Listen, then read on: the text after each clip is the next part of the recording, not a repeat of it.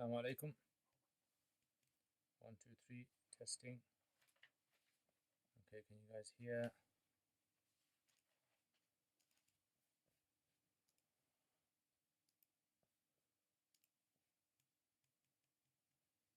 One, two, three, testing.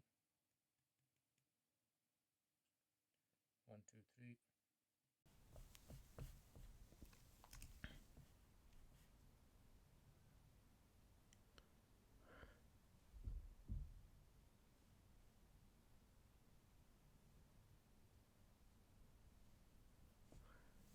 Okay, so let me know, guys, if the sound's working. Hopefully, it should be working. If it's not working, just let me know in the comments. Inshallah.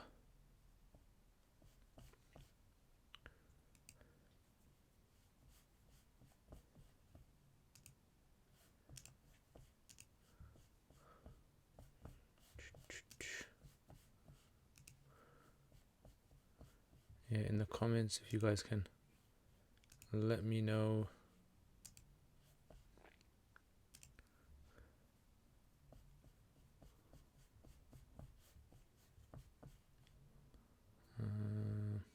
Does this work?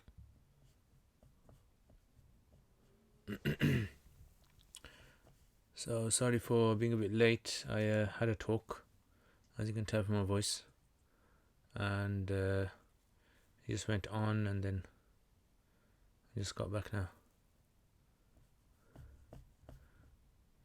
So I don't know if it's working.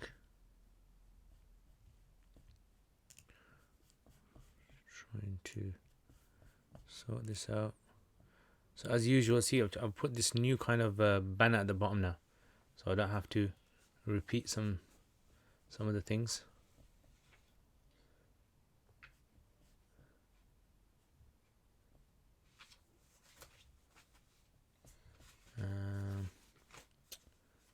Okay, so where is it?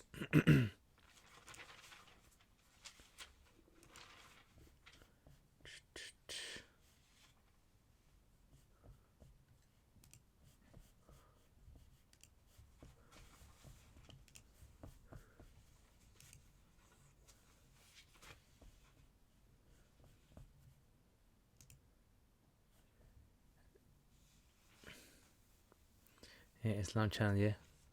Oh no, I've got to change the color, that means then. Wa alaikum assalam, guys. Alhamdulillah. I'm trying to get the comments on the side. I figured this way out, trying to get the comments on the side. And I'm trying to do that, but it doesn't seem to be allowing me to be able to get this. So let me see if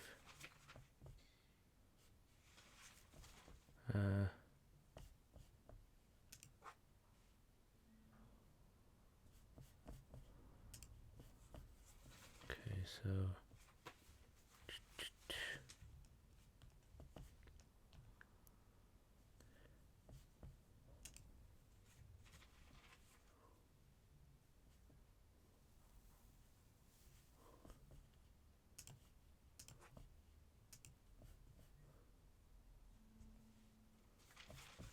okay, I think I've got it now. So 1 second. I'm gonna try to put the comments, alright, so everyone can see them. And this way it's gonna be, I think it's gonna be easier for people who watch the video again to be able to okay, there it is. So now everyone can see everyone's comments. Alhamdulillah. So I don't know if that's visible to you guys, but anyway.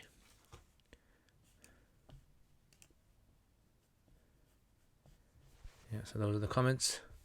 Alright, so like I said, guys, I got a bit late. I had a talk on the Dajjal. So the Dajjal's over now. Now it's Q&A time.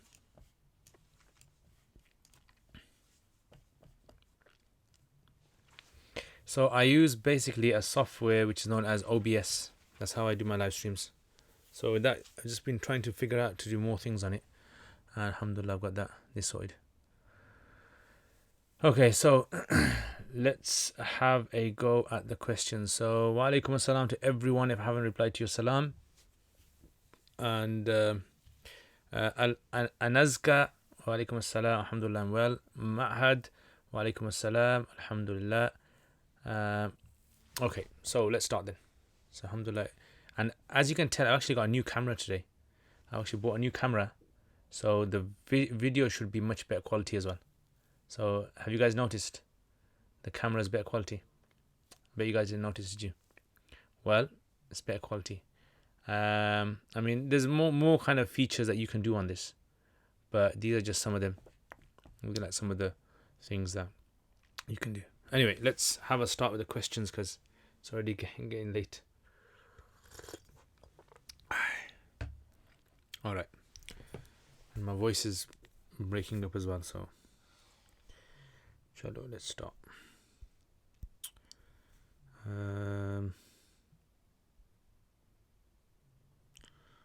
Okay, so let's quickly go through these.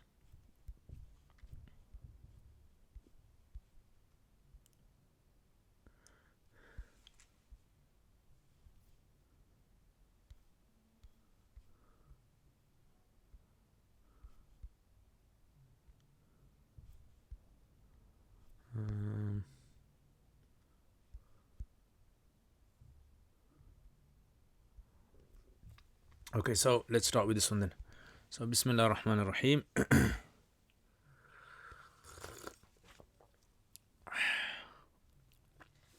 Alhamdulillah, quality is better, yeah? Okay, so he says, فَأَمَّا الْإِنسَانِ إِذَا مَبْتَلَاهُ رَبُّهُ فَأَكْرَمَهُ وَنَعَمَهُ فَيَقُولُ رَبِّي أَكْرَمَنِ. So the question is, why is it not akramani and instead was written as akraman? I'd be pleased to hear your answer. So this is to do with the Arabic in the Quran. So one thing we have to understand is that the Arabic that we learn, like the Arabic that you learn if you want to learn Arabic grammar or sarf or balagha, this is like a small, you can say, a fraction of the Arabic that existed in the time when the Quran was revealed, right? So all of the Arabic that the people generally learn in universities and madrasas, etc., is a fraction of the Arabic that existed. And Abu al-Ala al-Ma'arri, he says this, and this is mentioned by Ibn Jinni, I think, that a lot of the Arabic has been lost over history. So this is why sometimes what happens is, some of the kind of techniques or styles that are used in the Quran, some of these things are not taught or studied by general people who are studying Arabic. Yeah, because these are things that require like a very deep studying of Arabic language, like extremely kind of go into it. But anyway, so one of the things in the Quran is sometimes the Quran, Allah in the Quran, He says a word, but that word is cut off at the end. This cut off. This itself is this is something itself which is a style as well. It has an effect in the sound sometimes. It has an effect on meaning sometimes. Sometimes it's just for just like a script sort of rule. So there could be various reasons. So for example, like akraman, it kind of like if you kind of listen to how the verse goes, فَأَمَّا الْإِنسَانُ إِذَا مَبْتَلَاهُ رَبُّهُ فَأَكْرَمَهُ وَنَعَمَهُ فَيَقُولُ رَبِّي أَكْرَمَنِ. Stops. وَأَمَّا إِذَا مَبْتَلَاهُ فَقَدَرَ عَلَيْهِ رِزْقَهُ فَيَقُولُ رَبِّي أَهَانَنِ. So if you said akramani, the flow doesn't go well. So maybe that's one of the reasons. I haven't really kind of researched this. I haven't looked into exactly why this over here, but to me it just seems as though it's a way of the flow of the ayah. It has an effect. Okay, anyway, next. Assalamu alaikum, hope all is well. How can a student keep motivated to study whilst working and with children? How do you advise to study fiqh books that are long and on a part-time basis takes years to finish? A big problem nowadays is with modernization.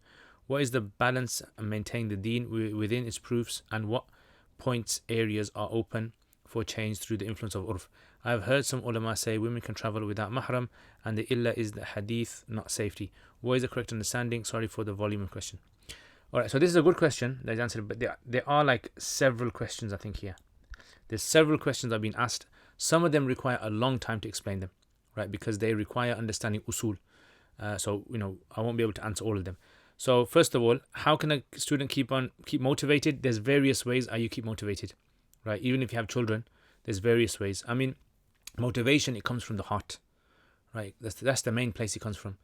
If a person is focused on the aims and objectives of what they want to do, they will always be motivated, right? That's the main thing. Like if you want to go to Manchester and you are persistent, you want to get to Manchester, it doesn't matter what happens on the way, you're going to get to Manchester. That's the main thing. That's motivation is. But if you don't know where you're going and you keep driving and driving and driving, you'll get burnt out, right? So motivation is something you can't put motivation in your heart. Yeah, you can inspire motivation, but you can't just put it there. It's there from before. It just needs igniting.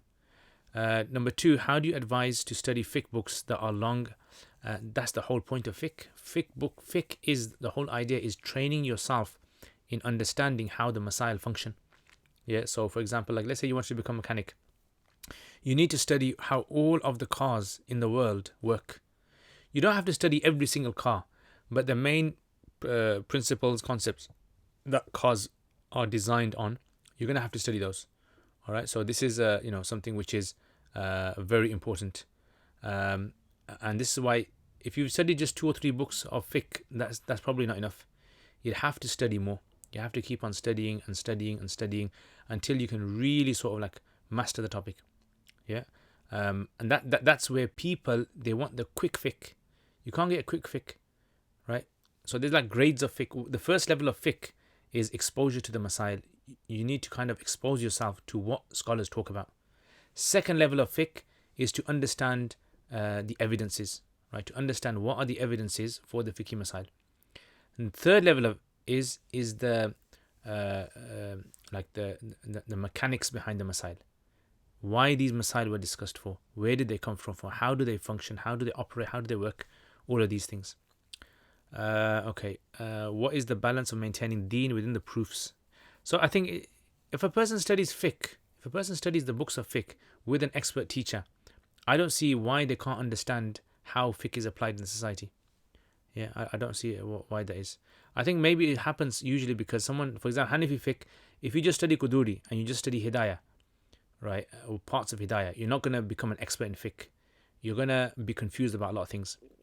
So, I think that's where people sort of fail to understand that it is a long task. Fiqh is basically, it's this long process of trying to embody, trying to, soak up the understanding of the fuqaha. I heard some ulama say that women can't travel without mahram, and the illa is the hadith. Is hadith, not safety. So there's a difference of opinion regarding this issue about the women traveling, and that's where you learn fiqh, you understand fiqh. So for example, like why did the Prophet ﷺ not allow a woman to travel? Is it because traveling is not good for her? Is it because women are not capable of traveling? Is it because there's safety issues? Is it what exactly is it? So this is why the scholars differ about this issue. And I mean, this is a kind of a masala which requires a lot of like my teacher used to say, mumarasatul kutub. It's like you need to flip the pages of books of fiqh back and forth for years. 10, 15, 20, 30 years is probably even not enough. Yeah, so this is what you basically kind of need to do. Okay, let's check out your questions now, guys, on here, because we're going to do a balance of questions. But yeah, going back to that question that someone asked here. So this is, fiqh, you need to study properly. If you just study Quduri or you just a bit of Hidayah, don't expect to understand how masail work. Yeah, you do a lot of... okay. Right, so what's the first question? Where did it start from? Is salah complete if you make intention without saying it out loud? Yes, it's complete. Assalamu alaikum rahmatullahi assalam. Is one supposed to say Bismillah after Fatiha in Salat? No, they don't have to. Yeah, if you're starting a surah, then yes. But if you're not starting a surah, you don't say it. So like if you're saying Walad Daleen and you want to say Qul Hu Allahu Ahad, then you say Bismillah ar-Rahman ar-Rahim, Qul Hu Allahu Ahad. Yeah, because it's the separation between 2 surahs. But you don't have to say it. And otherwise, if you start from somewhere in the middle of the Quran, like for example, let's say you began to recite Ayat al-Kursi, وَلَا Ameen, Allahu la ilaha illahu al-hayyul qayyum. Yeah, so you don't say Bismillah. Okay, here's Jamrock. Ibrahim alayhi salam said, make this city Mecca a land of peace, and keep me and my children. Yeah, the word is not children, it's dhurriya. I think translations translate as children, but it's not really children in the English sense of children. Yeah, dhurriya means the ones that come from me, like the progeny. So does children refer to offspring or just the biological children? Yeah, it refers to the progeny. So the progeny of Ibrahim alayhi salam. Quality is better now. Excellent. Advice for someone starting their journey towards learning ilm. Advice would be, just go for it. Yeah, just go for it. Have passion in studying. Find yourself a good teacher who knows what they're talking about, and just dedicate yourself for it. That's the main thing. Yeah, that's. I mean, a person, if they have all the money in the world, all the time in the world, all the opportunities in the world, but they have no passion in their heart, they're not going to learn a thing. But if a person has 100% passion or lots of passion and doesn't have the means, then they will still find some way of learning about the deen. Okay, next. Thoughts on Storm Kiara. Is that what it's called? Well, my thoughts are, it's windy. Okay, yeah, Sheikh, please do a series on Shama'il Tirmidhi. Inshallah, I've made a note of that. I mean, at the moment, I am so busy. I'm like fully stretched in my week. I literally do not have enough, like all my time is scheduled now. So I literally do not have time to do something new. So everything I'm doing at the moment, nearly every day, I'm putting something up. Yeah, so every single day, actually, is supposed to put up a Quran series today. I even forgot because I had a talk, which is probably going to go up tomorrow. But every single day I've been putting something up. So sometimes in one day, two things I put up. So it's just my schedule. If I had 2 of me or 3 of me or 4 of me, I could have done much more. Yeah, and that's the reason why, like I said, there needs to be a team for this kind of stuff. Because a lot of times what happens is I end up, because I've got an editor, but the editor can do a limited amount of stuff that I give him. But the thing is, the other videos that I do, the editor can't do them because he doesn't understand Arabic as I do. So like a lot of the other videos I have to edit myself, and that kind of can take me a long time as well. Okay, Salam Sheikh and everyone. I saw the live stream notification just now. Allahu Akbar. Alhamdulillah. Okay, so Arnaut, you're married to this husband, and after marriage he left Islam. Besides him, you have no one to look after you. What should the wife do in this case? I mean, this isn't really a fiqh question, so I wouldn't really be the best person to ask about this. You use your common sense, I think. So maybe someone here can help. If you ask me a fiqh question or to do with like Islamic sciences, I'll probably help you. But these are kind of general kind of advice questions, these are. Maybe she should get in touch with a community of sisters in that area who can try to help her out. Maybe if there's an organization that deals with, such individuals, single mothers or single parents. Yeah, maybe that would be the best thing. I truly don't know. I mean, I could say something, but I'll end up probably saying something which is useless because it's not my field of expertise. Okay, next question. Okay, so this is Salam Sheikh randomly here. I just watched the Quran QnA. Jazakallah khair for answering my questions. I understand some of the questions I ask need a detailed answer, and I definitely don't want to eat others' chance to ask questions. Sheikh, can you guide me to any lecture of yours or any scholar online article or even book that can help me understand my queries? Again, I'm sorry if I came across rude. No, you didn't come across rude at all. And for sending long questions. No, I truly enjoy questions. I like, because if I don't know the answer, I'll be honest, I don't know the answer. But if I do know the answer, I'll try to answer as best as possible. I mean, what I would say is these kind of questions generally, Sheikh Yasir Qadi, he deals with these kind of questions very well. Brother Hamza Zotis, yeah, he deals with these kind of questions very well. These are the kind of usual people that I would say are very sort of like good for the general public who don't know Arabic, who don't have experience with Islamic sciences. But yes, these kind of questions, if I had lots of time I wouldn't mind kind of going through them, but they would require a lot of time, because sometimes what happens is when you have a questions, there's like 4 or 5 other things before you have to understand, before you can truly understand how this question is explained. Okay, next. Assalamu alaikum. If a man and woman did zina because of this which a baby was born, will this baby's lineage be attached to this man? No, unless he marries her straight away. Will this baby inherit from his man? No. Okay, Assalamu alaikum. I have a question from the chapter of Nafaqa from Mukhtasar Quduri. It is mentioned that upon separation between spouses, the person that has the most right of custody of the minor child is mother, then the maternal grandmother, and then the paternal grandfather, then the chancellors, etc. And it's also mentioned that if any of these women get married to a non-relative of the child, they lose their right. What if the woman is already married from before? Does she still get her right?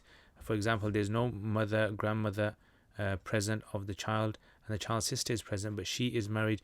Will she get custody of the child, or will she lose her right to the next woman in line, child's Muslim art? In short, the woman. Okay, so this one I'll reply to it separately, because I'll have to look into Quduri. I can't remember this from the top of my head. But generally, yeah, that's what they say. They say that if the person is married to someone outside the relatives, then the woman loses her right. It goes down to the next woman. But I'll have to make a note of this. I have to just make a little note of this, and then I'll have to I'll answer this in the Curious Cat itself. Yeah, so this question I'm gonna save. Okay, next one. Assalamu alaikum. Can Sadaqat al-Fitr be given to non-Muslims? Can fidya for missed fasts or prayers for deceased when did wasiyat be given to non-Muslims? So Sadaqat al-Fitr cannot be given to non-Muslims according to the majority. Can fidya for missed fasts or prayers be given to non-Muslims? No. Yeah, it has to be given to fidya for fasts and prayers.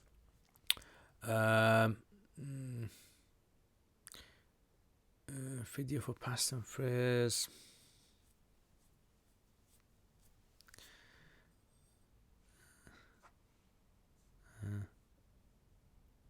Yes, they can.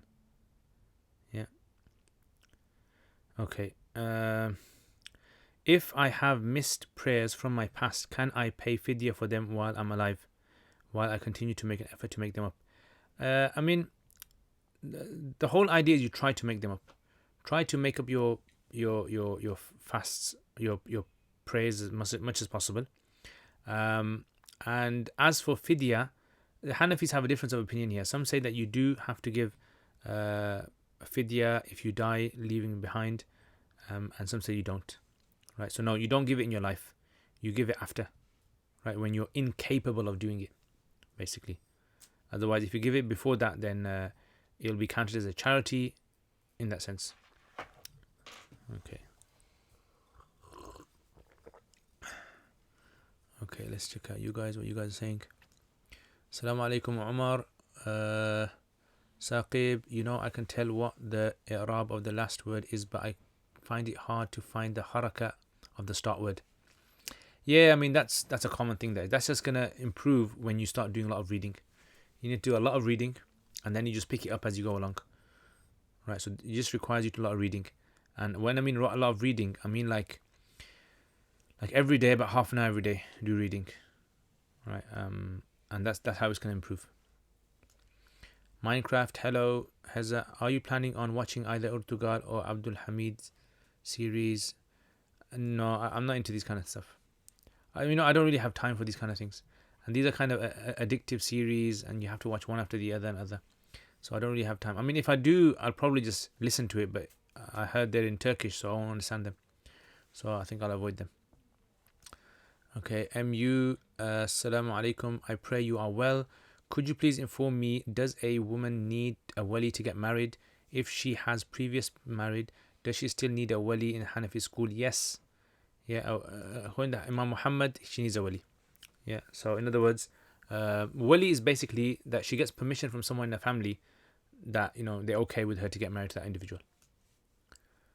But according to Abu Hanifa, she doesn't. Okay, randomly. I hope you have answered my remaining questions from last week, Shay, because I'm not able to see this stream from beginning. If not already, please do. Oh yes, actually, your question I'm going to leave to the end, inshallah. Those remaining questions, because they're long. And okay, Idris Shah Mufti Saab, you said you were going to show us a list of 59 shuhada. Oh yes. Okay, so inshallah, if I get time at the end, I'll do that. Okay, the Anazka, my son is doing hifz last year. Alhamdulillah, he had a lot of time when he was in primary school last year. This year he has started high school and he's busy and still doing hifz. Please, can you give tips? I don't really know tips because I'm not a hafiz myself, so I'm not the best person to ask. So maybe you can ask someone who's a hafiz, anyone who's a hafiz in this group. Maybe you guys can help as well. But otherwise, I'm not hafiz, so I don't really know the kind of challenges. Which country do you live in? I live in the UK, England. As Hussein, alaikum assalam rahmatullah. Are we allowed to portray the Sahaba in a play, acting in a school play, for example? Yes, you'd be able to allow that. Yeah. Can you read anything other than tasbih in sajda? Yes, there are some du'as that you can read. Yeah, there are some du'as. Okay, Khalidu, mashallah, may God help you. Ameen. Black Pharaoh, do you have a job outside of YouTube? Yes, I teach. So I'm a teacher. I teach in an Islamic institute full time.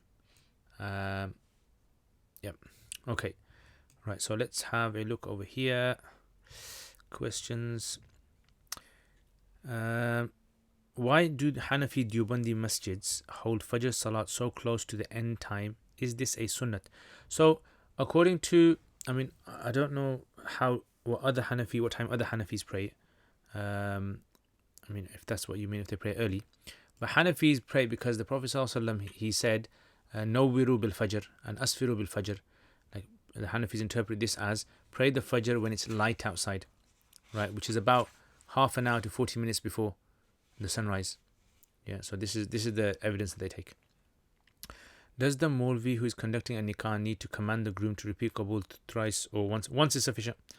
Does it have to be in Arabic or can be any language? It can be any language. Someone said you can't get 4 rakats sunnah ghair mu'akkada. They said it can only be 2 rakats at a time. No, according to Hanafis you can. Yeah, according to Hanafis, 4 is permissible in the day. Nawafil can be done in 4. So according to Hanafis it's okay. There's a ikhtilaf with the Shafi'is and with night prayers, but in the day prayers, 4 is allowed. It's permissible. Okay. Assalamu alaikum. Can you please compare the pros and cons of 2 Nahu curriculums used? So curriculum number 1 is Ajurrumiya, Mutammima Ajurrumiya, Qatrun Nada, Sharab al-Aqil. Now curriculum number 2, Hidayat al-Nahu, Kafiya, Sharh Mullah Jami. Are the books used in any given curriculum sufficient, or do we need also to study the following: Shudur al-Dhahab, Awdah al-Masalik, Mughni al-Labib, Jami' al-Durus al-Arabiyya, al-Mufassal, Sharh Radi ala al-Kafiya? After taking your 2 Balagha courses, which Balagha books do you recommend we read in Arabic? Can you comment on the following books: Talkhis al-Miftah, Durus al-Balagha, Mukhtasar al-Ma'ani, Al-Balagha al-Safiya, Tasil Mukhtasar al-Ma'ani. Can this be placed above Al-Balagh al-Wadi? Okay, so this is a bit of a long question, and I think I'll answer this one. So basically, first of all, when a person is studying Arabic grammar, there's 2 types of people you get. The first type is an Arab, and the second type is a non-Arab. Arab's curriculum is different it should be different from a non-Arab's. Non-Arab curriculum should be deliberately designed for non-Arabic speaking, right? And non-Arabs tend to make a big mistake where they start off and they throw themselves in the deep end with no experience in Arabic, and then they start learning Nahu, and then they've got 2 problems. One is learning the content, and one is learning the rules. Whereas Arabs, they know the content already, they know the substance, they know Arabic, and all they're trying to figure out is trying to correct their grammar. That's all they're doing. So they learn it to correct the grammar, whereas non-Arabs are learning, they've got 2 tasks: to learn the grammar, and the third problem non-Arabs have is most non-Arabs have never learnt a language with grammar. So that's why they find it very difficult. So personally, I say whenever someone is going to study Arabic, I think they should be exposed to Arabic first of all, at least for 6 months, exposed to Arabic.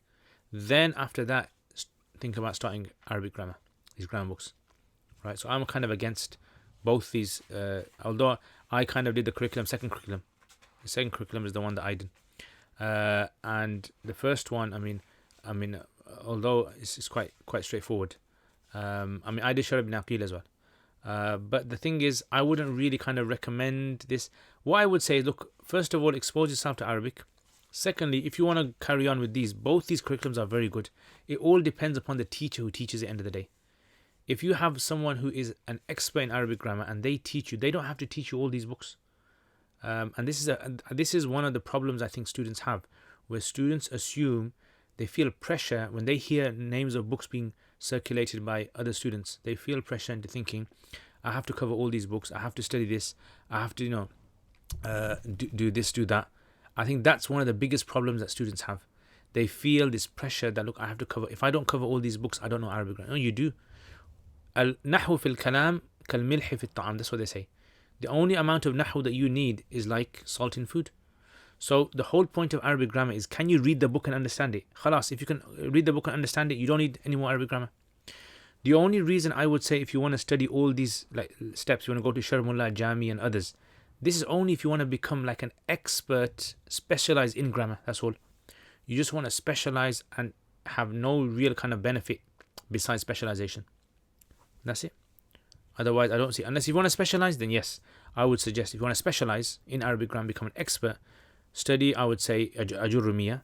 Study, then after that, study maybe Hidayat al-Nahu, or Hidayat al-Nahu, then maybe Qatr al-Nada, then maybe Kafiya, Sharab Naqil, Mullah Jami after that, Mufassal even, right? So it doesn't really end in that sense.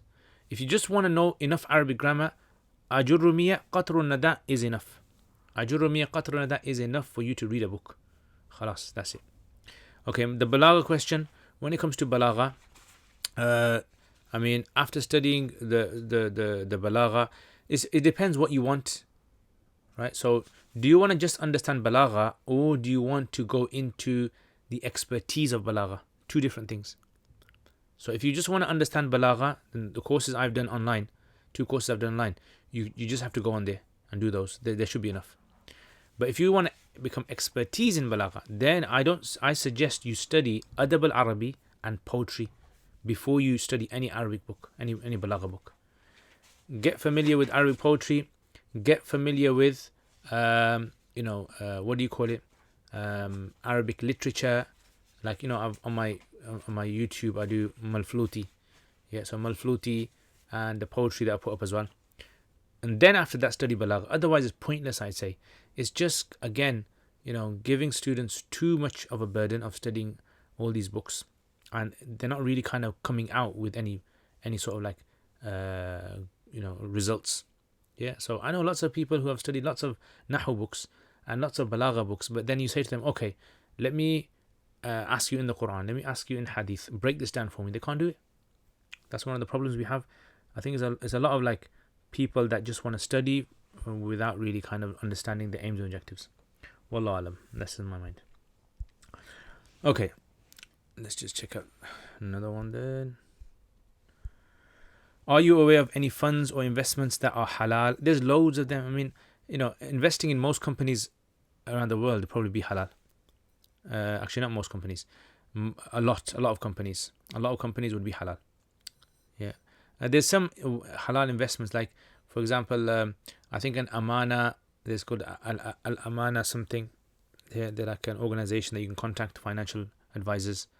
Waheed, I think Waheed Investments or Waheed Investments. You can check that out as well. I heard they're okay as well. So yeah.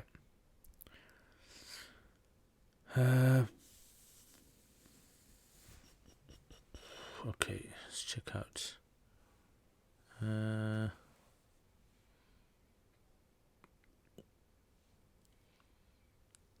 Okay, are engagements allowed? Engagements as in wedding engagements, yeah? I think you mean. Yeah, they're allowed. They're fine. Engagement simply means a promise a promise, a mutual promise that you come into that you're going to get married.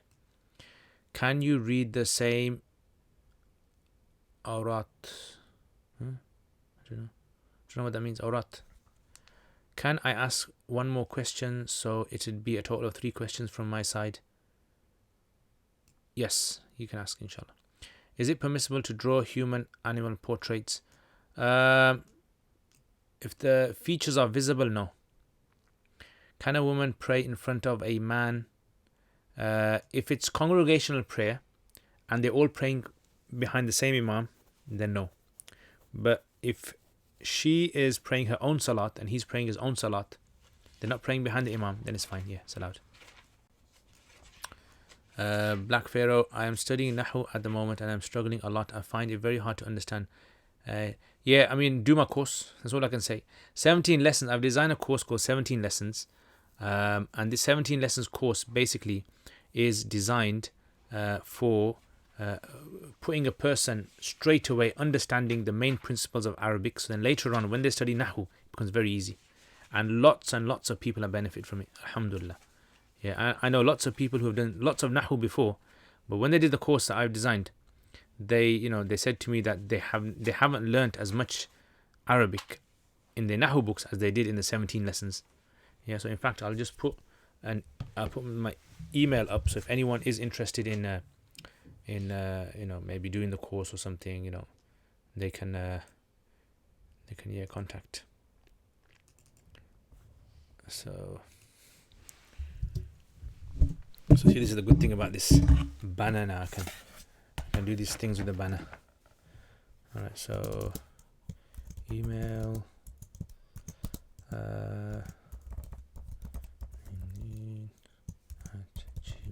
@gmail.com.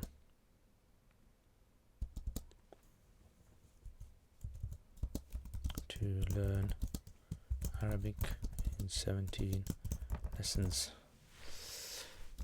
Yep, that's it. Okay, that's done. Alright, so next, randomly for today, like last week. Yes. No, don't ask questions. Q&A session. Okay, Aman, how is your memory so good to remember all the teachings? I just probably have bad memory. I mean, the people think I've got a very bad memory, but because I've been teaching the same things time and time again, it's gonna stick in your head. Yeah, so it's just about keep going over it. Ma'had, what is the first book or method do you suggest for learning fiqh? First thing I think before for a person to learn fiqh is that a person should go over all the concepts, all the masail of a particular chapter. So with the teacher, let the teacher explain to you. Say to the teacher, look, can you explain to me everything to do with purity?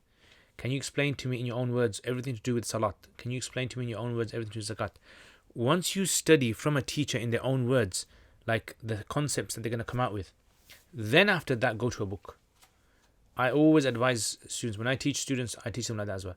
The fiqh, first of all, I teach them like the chapter, and I say to them, okay, in this chapter, there's, let's say, 10 issues that you're going to come across. First one is this, second one is this, third one is this, fourth one is this, fifth one is this. When they understand that, when they go to the book, they already know what they're going to be expecting. So because they already know what they're going to be expecting, what happens is the mind now is not going to be focusing on the masail, it's going to be focusing on what's in the book. Yeah, so you can concentrate more. But what happens to students is the big mistake they make is they jump into the deep end and they start a text first of all, and that is very detrimental to them. Yeah. Okay. What is okay? Do you have a tajweed playlist? No, unfortunately, I haven't done a tajweed series yet. Can you say the same surah in praying? Yes, you can say the same surah in praying. Yeah, you can say, but it's best if you know other surahs, you should say the other ones.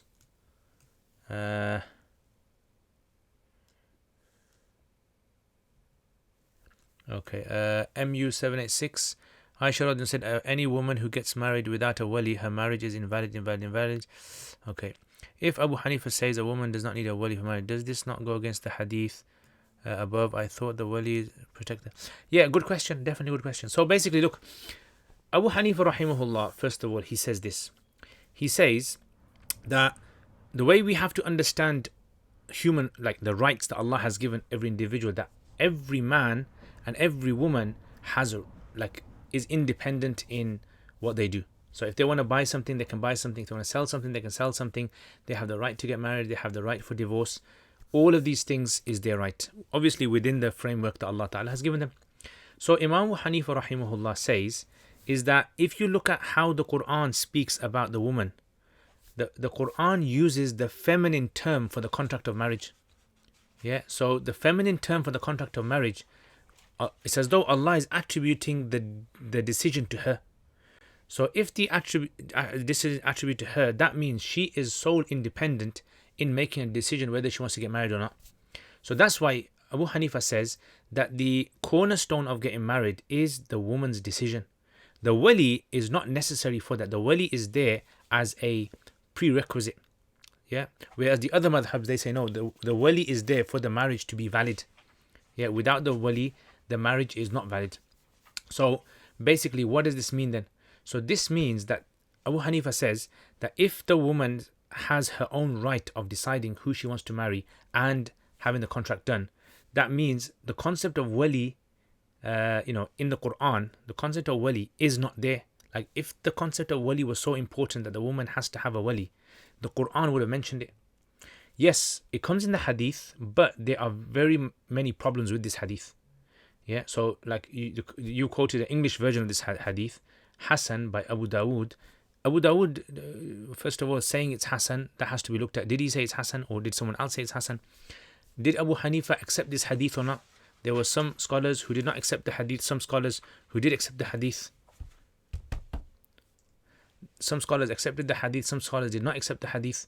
So this is why, like, you're just quoting one hadith here. There's actually a big discussion about this issue itself. For example, like some say that this hadith is not accepted. Right? They didn't accept it. Some scholars did not accept some hadith in Bukhari. Some scholars did not accept some hadith in Muslim. That's their decision based upon the ijtihad that they done, because they saw that the hadith. So this requires you to study the science of hadith. Quoting hadith is one thing, but then understanding that hadith in the framework of all of the hadith is another science, which if you're not an expert in, then you can't really talk about.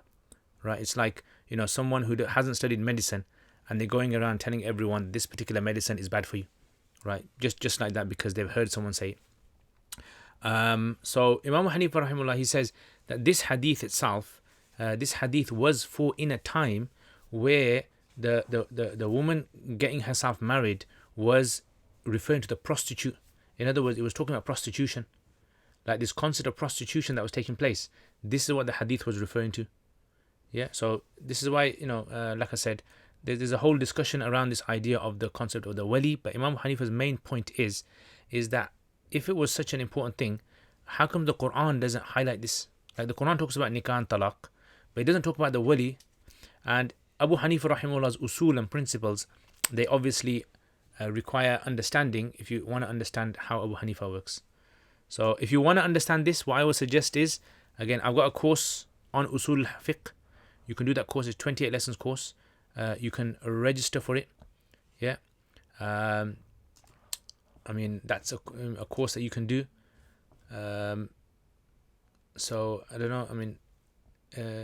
A lot of these kind of questions that people do have is, I think, because they haven't studied like usul hadith or they haven't studied usul fiqh. That's why you get a lot of these questions. It's natural. You are going to get it. And someone tells you a hadith, and then the mind automatically thinks that if the Prophet ﷺ said this, there's only one meaning that he could have had. Maybe he didn't have one meaning. Maybe there's multiple possible meanings of this hadith. Maybe he said it in a time that was in the beginning of Islam. Maybe he said this about a particular type of women. There's so much different sort of like aspects to analyze when you're quoting a hadith. Ya Allah. Okay.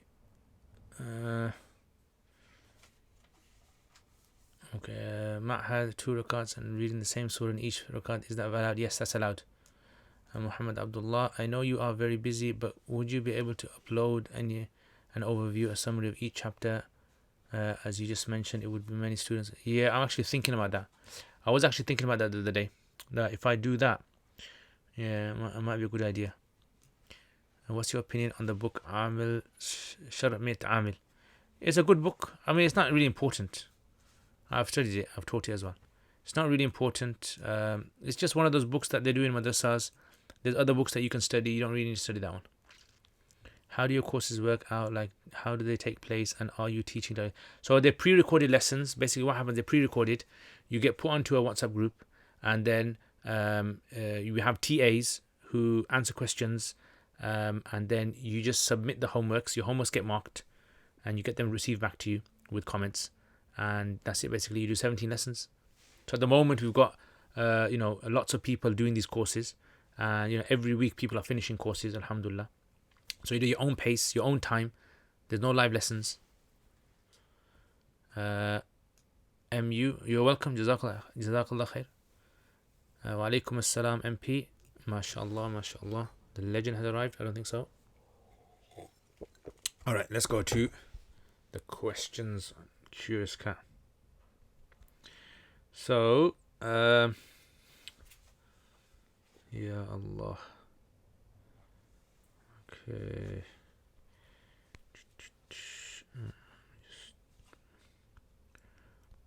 Alright, so if someone went for Umrah and forgot to cut their hair and they came back home, what should they do? Yeah, they cut their hair. Yeah, they should cut their hair immediately. They don't have to go back to Makkah. Just cut their hair. And if they've made any sort of broken any rules of Ihram, they have to give them. Yeah, or Sadaqah. Depending on what they've done. Yeah, but basically, it's done really. Okay, Assalamu alaikum. Please do let me know regarding the question of someone accidentally breaks one of his kafara fasts, eats before Maghrib, thinking that it's Maghrib. Will he have to restart kafara fast from beginning? You mentioned actually I did say I look into it. Actually, I totally forgot. Alright, I'll make a note of it and I'll have to answer it to you in the Curious Cat. So I made a note. Okay. Okay. Next one. If someone has done jinaya in ihram, which requires the sadaqah, for example, applying soap to the hand, how much sadaqah needs to be given? I read that it's half sa of wheat, or its a value is basically the amount of 2 meals. For example, what I would suggest is, in Saudi, if you do a jinaya of ihram in Saudi, ask the local ulama, or whatever you can give over there. Yeah, so I think that would be the best thing to do. But generally, yeah, it's half a sa of wheat or 1 sa of those other 4 things. Basically, what you kind of give for Eid. Yeah, so what you give for Eid, Sadaqatul Fitr, it's that amount. So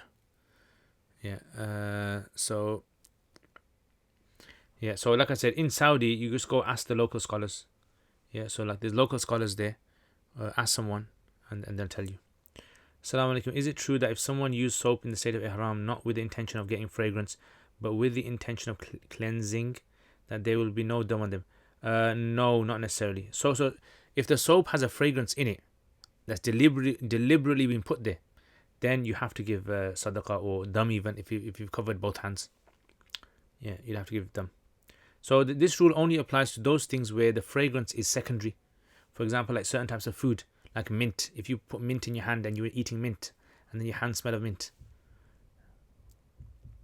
Yeah, so using soap intentionally, unintentionally would require, according to Hanafis. Okay, assalamu alaikum. If someone has urine bag attached to them, what are the rulings for their prayer? They've got to do wudu for every salat. For every salat they do wudu, and that wudu will last them all the way until the next salat. Yeah, so even if the urine exits from the bag, it doesn't matter, their wudu won't break. They just perform 1 wudu for Zuhr, it lasts till Asr. 1 wudu for Asr, it lasts till Maghrib. Irrespective of urine coming out into the bag. Wa alaikum assalam. If an elderly woman finds it difficult to stand and perform wudu, and difficult for her to get to the bathroom to perform wudu, can she do tayammum? Yes, if she does that. But what I would suggest is maybe she should carry with herself maybe some water in a bottle or something. But if that's difficult for her, then yes, tayammum. But then, she's obviously going to have to do tayammum somewhere. So if she can walk to do tayammum, I don't understand how she can't walk to the bathroom.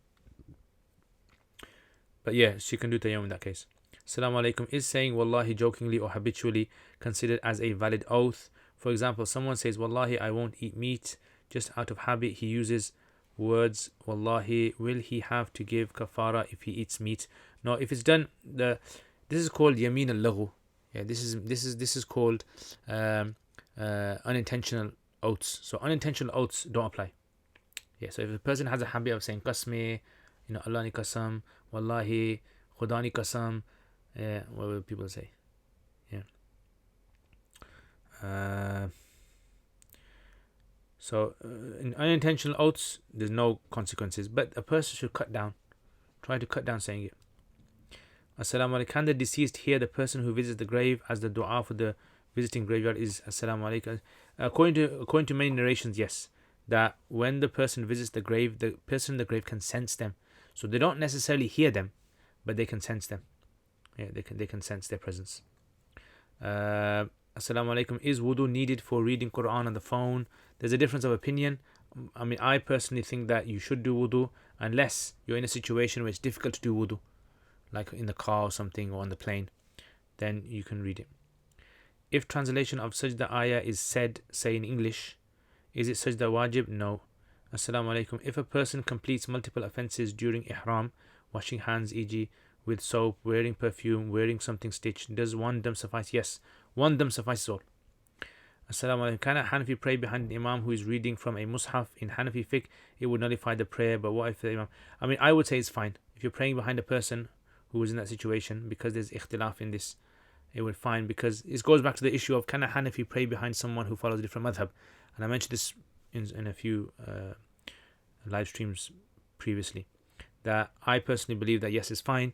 And this is the opinion of Shah Waliullah rahimahullah. This is the opinion of Sheikh Anwar Shah Kashmiri, Sheikh Mulana Yusuf Banuri as well. Yeah, so what if a Shafi Imam has flowing blood and Hanafi prays behind him? Yes, in that case. So basically, Shah Waliullah rahimahullah, Imam Anwar Shah Kashmiri says Sahaba prayed behind each other despite having difference of ikhtilaf in their fiqh, but none of them criticized one another. None of them said, I'm not praying behind you because of your fiqh. So this is the most practical view, I think. I know there are many Hanafis like the Sahib al-Hidayah and others who say that they have to do ri'ayah of your conditions, your salat. And if they don't do ri'ayah of your conditions, your salat's not valid, which is a very strict opinion. But I mean, I think the other opinion is more valid. Assalamu alaikum. If a husband does not want to go to the masjid, will he get same reward congregation? And will he have fulfilled the sunnah of muqaddar of praying jama'ah? If he does, yes, he will have the, inshallah, the reward of praying sunnah with jama'ah, but it's more afdal for him to go to the masjid. Assalamu alaikum. What's the ruling for women getting haircut? So I mentioned this before. Ikhtilaf amongst Hanafis. Some of the Hanafis, later Hanafis, said, like Imam in Bazaziyah, that it's not allowed unless she's trimming the hair. And other Hanafis, like Sheikh Abdul Hamid Tahmaz and others, said she's allowed to cut her hair up to her ears. Yeah, difference of opinion. I take the second opinion. Yeah, depending upon the society where the women are growing up and what the culture is in that society, as long as they're not imitating hair of people who are, a specific religion, then it's fine. Assalamu alaikum. What's the ruling of using cough medicine with alcohol? If there is no other alternative, or the other alternative is not as good, then they can use it. Why is there so much fighting and animosity between Deobandis and Brelwis? I don't know. Do Deobandis and Brelwis fight? I don't know. I've got Brelwi friends. I don't fight with them. Yeah, and I've studied in Deobandi institutes. I mean, I don't call myself a Deobandi as in there is some special sort of like thing that I do to be a Deobandi. I studied in a Deobandi place.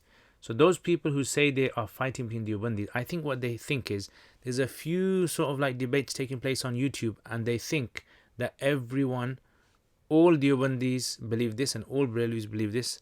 I think that's the brush sort of like understanding, that stereotype that people have, which is wrong, because many Deobandis and Brelwis get on with Mufti Taqi Usmani.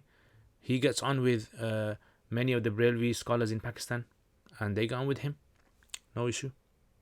It's just, I think it's everywhere. In all communities, you always have these few people that fight with each other. Yeah, and they're just at it. Assalamu alaikum. What's the ruling of wearing wigs and fake eyelashes? If they are made from human hair, not allowed. Is it allowed to eat shrimps, crab, lobster in Hanafi fiqh? So in Hanafi fiqh, Abu Hanifa has never discussed this. He says you can eat fish, but the details of this have not really been mentioned. So later Hanafis have differed. I have no issue with eating it. I would say that if it's the food of the local custom, then eat it. Apologies for the long question. Can you please explain what is Watan Iqama versus Watan Asli? Watan Iqama, basically, Watan Asli. So basically, wherever your permanent residence is called Watan Asli. It's called your permanent residence. Therefore, like Birmingham is my permanent residence. So therefore, I am not a traveller whilst I'm in Birmingham. Watan Iqama is the place where you reside on a journey. So let's say, for example, I travel to London on a journey and I decide to stay in London 5 days. Watan London has now become my place of temporary residence. So you have permanent residence and you have temporary residence. So if I'm in London and I've got temporary residence there, if I stay there for 15 days or more, then I have to pray the full salat. Zuhr 4 rakats, Asr 4 rakats, Isha 4 rakats. But if I decide to stay in London for less than 15 days, or I'm not sure if it's going to be more than 15 days, then I am a musafir, even though I'm staying there. And I pray my Zuhr 2 rakats, Asr 2 rakats, and Isha 2 rakats. Yeah? So that's basically what the permanent residence, Watan Asli is, and temporary residence. Also, please tell me if this is correct. Say Karachi is someone's Watan Asli. He moves to Jeddah for work and only plans on staying there for as long as he is working. Will Jeddah become his Watan Iqama as he doesn't plan on staying there forever? In this case, if he says he goes to Karachi to visit for 10 days, praying full as it's his Watan Asli, then he has a flight to UK with a layover in Jeddah for 1 day. Will he pray a full Jeddah? Yeah, so in this case, he will only pray 2 rakats.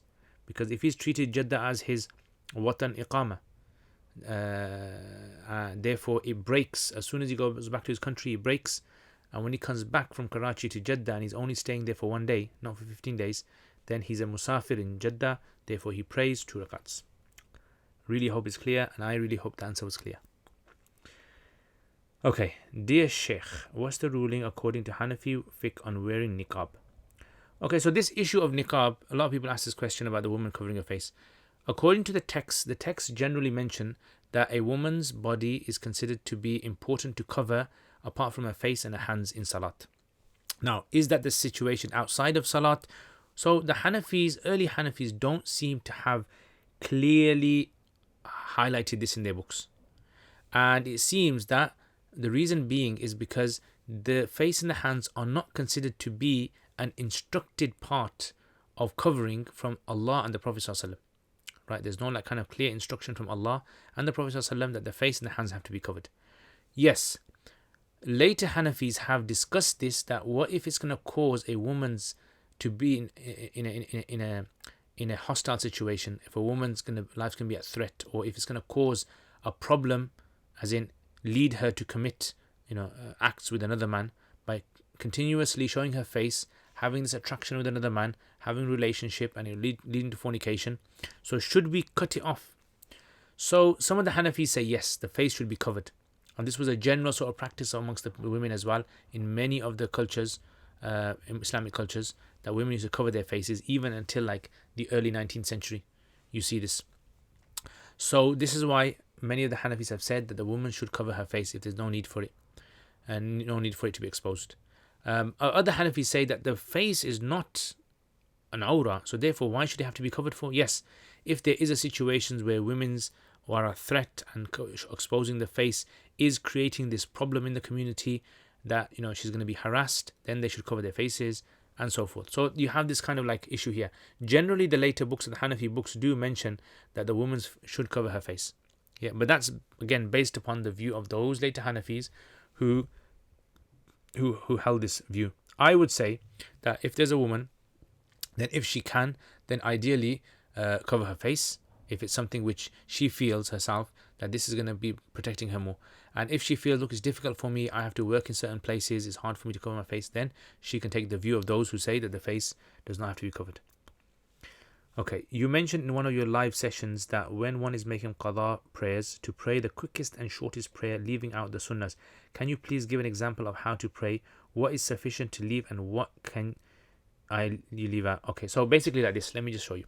So for example, like a person says Allahu Akbar, right? So Alhamdulillah Rabbil Alamin Ar-Rahman Ar-Rahim Maliki Yawmiddin Iyyaka na'budu wa iyyaka nasta'in Ihdinas siratal mustaqim siratal ladzina an'amta 'alaihim ghayril maghdubi 'alaihim waladdallin. I read it a bit fast, I know, before you comment. And then Bismillahir Rahmanir Rahim Inna a'tainaka al-kawthar fasalli li rabbika wanhar inna shani'aka al-abtar. Allahu Akbar. Subhana Rabbil A'la, Subhana Rabbil A'la, Subhana Rabbil A'la, Allahu Akbar. Sami Allahu liman hamida. Allahu Akbar. Subhana Rabbil A'la. Like that. Yeah, so do the bare minimum. You can even do one tasbih. Just go into ruku, Subhana Rabbil Azim. Sami Allahu liman hamida. Allahu Akbar. Subhana Rabbil A'la. Allahu Akbar. Allahu Akbar. Subhana Rabbil A'la. Allahu Akbar. Alhamdulillah Rabbil Alamin Ar-Rahman Ar-Rahim Maliki Yawmiddin Iyyaka na'budu wa iyyaka nasta'in Ihdinas siratal mustaqim. Surah Fatiha. Then read a surah again, like Qul Huwallahu Ahad. And then Allahu Akbar. Subhana Rabbil Azim. Sami Allahu liman hamida. Allahu Akbar. Subhana Rabbil A'la. Allahu Akbar. Allahu Akbar. Subhana Rabbil A'la. Allahu Akbar. At-Tahiyyat. At-Tahiyyatullah wa salatu wa tayyibat. Assalamu alaikum. Like that. That's what I mean bare minimum. To cut it short. Okay. If I have not given zakat when I was younger and I don't even remember how much I owed all these years, nor do I have much money now, what should I do? Okay, so National Zakat Foundation actually has, if you go to their website, they've actually have a detailed like a section where they help you work out your missed zakat, and they've got all the steps to help you. That's an excellent resource. Check it out. National Zakat Foundation UK, NZF UK, and they've got this resource there for miscalculations or missed calculations. I think they got a website I think called Missed Calculations, MISSED calculations. So the gist of it is you work out, okay, let's say from the age of 15 I became baligh, for example. Then I work out how old am I now? So let's say I'm 37. So I work out, okay, roughly how much do I think I had each year? And then I slowly start to pay off in installments bit by bit. So every time I'm going to go past someone who's poor, every time I go to the mosque and they're collecting money for charity, I give a little bit, give a little bit, give a little bit. And then slowly you pay off. Okay. Alright, so I think 1 hour's up. Let me just have a little rest now. So I'm going to have 5 minutes, guys. And then I will come back to these questions.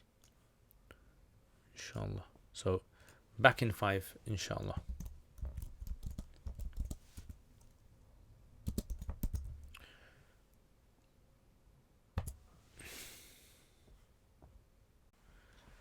Okay, so we are back. Let's have a look at some of these questions now. Okay, see if it's working. Just let me know if the sound, you guys can hear the sound. Hopefully sound should be working. Don't know why it's not working. Alright, so let's have a look at this.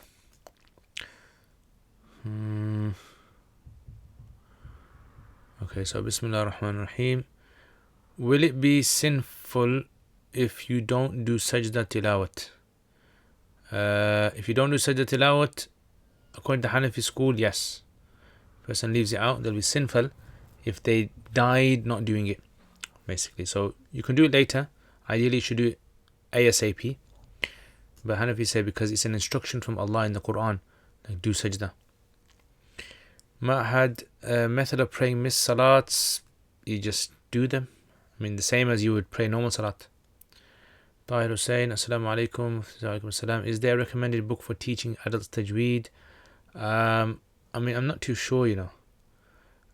I don't really know if there's a recommended book. Best to ask someone who is into kind of teaching. Maybe Safar Academy. Check out Safar Academy books are very good. Yeah, so if you check out Safar Academy, Google them, and they've got the books you can use for kids. You can use them for adults as well. Okay, can you shower in ihram like when you get to Makkah to freshen up before you do Umrah? What if hair comes off? Yes, you can have a shower, and if it comes off accidentally, you're not responsible. Yeah, if it comes off on its own, it's not responsible. Yeah, you can have a shower. Ma'had Mania, if someone has a problem that they release drops of urine randomly throughout the day, is their wudu valid? Are their clothes considered clean? What should be? Yes, I mean, if it comes out, they have to repeat their wudu. And if it's only a few drops, the clothes are clean. Because the Hanafi say you have to, as long as you've got less than the size of a coin of impurity in your clothes are fine. I would suggest if a person has that problem, they should keep some tissue in their underwear and they can regularly just replace it. Is it allowed to pray Zuhr and Asr together or Asr and Maghrib together at work if Salah times are close together and you only get 15 minutes break in the afternoon? Possibly, yeah. I mean, it depends on situation. You'd have to explain exactly what your situation is. But yes, there is scope for that situation. But you'd have to explain what is your exact like timings as well. And like I said, if you were to pray in the time between in the one shadow and two shadows, Zuhr and Asr, and between the Maghrib and Isha, where the sky is red, right? The Maghrib and Isha, that would be allowed. Wallahu alam. Okay, Ma'had, some Hanafis place their hands flat during Tashahhud after raising it for Ashhadu an la ilaha illallah, whereas some keep it in a fist with their thumb and index finger in a ring. Which method is correct? Both are mentioned in books. The thing is, there is nothing mentioned from the early Hanafis. When I say early Hanafis, Abu Hanifa, Muhammad, or Yusuf, there's nothing mentioned of what you should do with your hand. This was something mentioned by later Hanafis. So some early Hanafis, or some Hanafis actually said it's actually makruh to raise your finger in Salat. The more predominant opinion is that you make a hand and you raise your hand. I'm actually doing a video on this. So if you look on my YouTube channel, I think it's in on the fiqh section. There's actually a video and I explain the difference, the three types of raising of the finger in the Hanafi books. Okay, Hippos, Assalamu alaikum. I want to start memorizing Quran but forgot or feel like I'm not pronouncing it right, like Tajweed. What is your advice for learning Tajweed for Quran for no money? I'm 15. Go to your local mosque. Go to your local mosque, speak to the Imam, and he'll be able to help you. I mean, that's the best thing. Yeah, especially if you want to do it for no money. I mean, I personally think, I mean, maybe you don't have any money. That's one issue. But I personally think you should invest. Just like you invest money on yourself and clothes and other things, people should be investing their money on learning education as well, Islamic education. And if you've got a local Imam, speak to him, inshallah. Surely you understand. Okay. Right, let's look at these questions then. Okay. Can a man wear a ring? If so, please can explain what material is allowed. According to Hanafis, majority say only silver. Yeah, silver ring. Can a woman wear artificial rings? Yes, she can. If someone elderly can't fast because of old age and they have to give fidya for their fast of Ramadan, can you explain what needs to be given and to whom? I've heard 2 meals need to be fed to one poor. Can I feed him 1 meal a day and 1 meal? No, so all you have to pay for every fast, all you have to do, you just have to give 1 fidya. Yeah, so one basically what sadaqat al-fitr that you give, just one of those. So sadaqat al-fitr is roughly between £2 to £5. I think a lot of these charity organizations, if you contact them, they will tell you how much they accept for each one. So you contact like Ummah Welfare or you contact National Zakat Foundation, tell them that I want to give for fidya, and they'll tell you exactly how much they take for each fidya. I think National Zakat is £5 for each one. Just give it to them and they can deal with it. But if you want to give it to poor yourself, you can give it to the poor. So it's just for each fast, it's just whatever you give on Eid for Sadaqat al-Fitr. What is the difference between oath and vow? So oath is where you say, Wallahi, I'm going to do this. I swear by Allah, I will do this. That's an oath. And vow is where you say that if I do this, then I will do this. Like for example, if you say, if I pass my exam, I will pray 2 rakats of nafil. If I pass my exam, I will fast for 2 days. Something like that. That's called a vow. Yeah. And kafara only applies to vows. It doesn't apply to oaths. Like if you do not fulfill your oath, you won't be held responsible, but you may be sinful. And vow, you'd have to give kafara if you broke it. If you didn't do it, you have to give kafara. How do maintain so much patience while answering questions? I'm an Islamic studies teacher and it's so difficult for me to be patient when students keep asking silly questions or asking something I've already explained. I don't know, sometimes I lose it as well. I think it's just the way I see it is most of you guys that ask questions are genuinely asking questions. You're not just like asking questions for the sake of it. I think you guys have genuine questions and confusions, and I really believe that people's confusions, people who are confused about things in Islam or questions that they have, you should try to help them as much as possible. And if you think you know the answer, you should try to help them as possible. That's what I do. Do you have a sheikh with whom you have taken bay'ah? No, I don't. Do you recommend doing so? I mean, it depends on the person, I would say. I don't think it's necessary to do so. I don't believe it's necessary. I would say, look, some people, like the whole point of a sheikh, like a peer, you can say, a sheikh, is if you feel that, look, you can't be strict to yourself on being a good Muslim. Like, you need to report back to someone. So some people, like if you want to training, for example, imagine the spiritual path in life like a training sort of journey. So for example, like, people who train and do diets and all that kind of thing, they lose motivation after a while. So they break their routine, they eat junk food, or they stop their regular practice. So they get a trainer, and that trainer forces them, they have to report back to the trainer, and the trainer will make sure they're checking what they're eating and everything. Spiritual journeys like this as well. Some people, they need a trainer, basically. They need a mentor. And that mentor is going to ask them, did you pray your 5 times salat today? Did you, swear today? Did you lie to anyone today? Did you, look at something that you're not supposed to look at today? So that kind of like, that kind of mentorship that you have. That's what bay'ah is all about. This is what it's all about. Yeah, so it's not necessary to do bay'ah, but for many people, it helps them a lot. It gives them motivation. It kind of keeps them in line. It makes them kind of like more productive as well in their spiritual journey. And also the mentor will have experience, and will know exactly what will be useful to them to do and what will be harmful for them. Okay, Assalamu alaikum. Ta'dil arkan, remaining motionless in ruku and prayer, from what I understand, is wajib. How long does one need to remain motionless? One tasbih, one subhanallah. So the duration of one tasbih, one subhanallah. Assalamu alaikum. If someone missed ta'dil arkan in his prayer, will sajda sahu compensate for it? Yes. Again, that's only in the one in the ruku, okay, not in the other places. The one after you get from, the one in ruku and in sujood, not for getting up from ruku and not for sitting between two rukus. It's only the ta'dil arkan, which is in ruku and sujood. If someone accidentally missed a wajib of prayer but forgot to do sajda sahu and realized it after the prayer, what should he do? So if there's time left for that prayer, then repeat the prayer. And if there's no time left for the prayer, then leave it. Salat's done. Is it permissible to buy things and sell them for a higher price? Yes, totally fine. Yeah, totally fine. Permissible. That's how business works.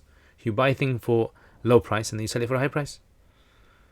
So I've heard that if someone accidentally reads a surah after Fatiha in 3rd or 4th rakat of the fard prayer, there is no sajda sahu. Is this true? Yes, it's true.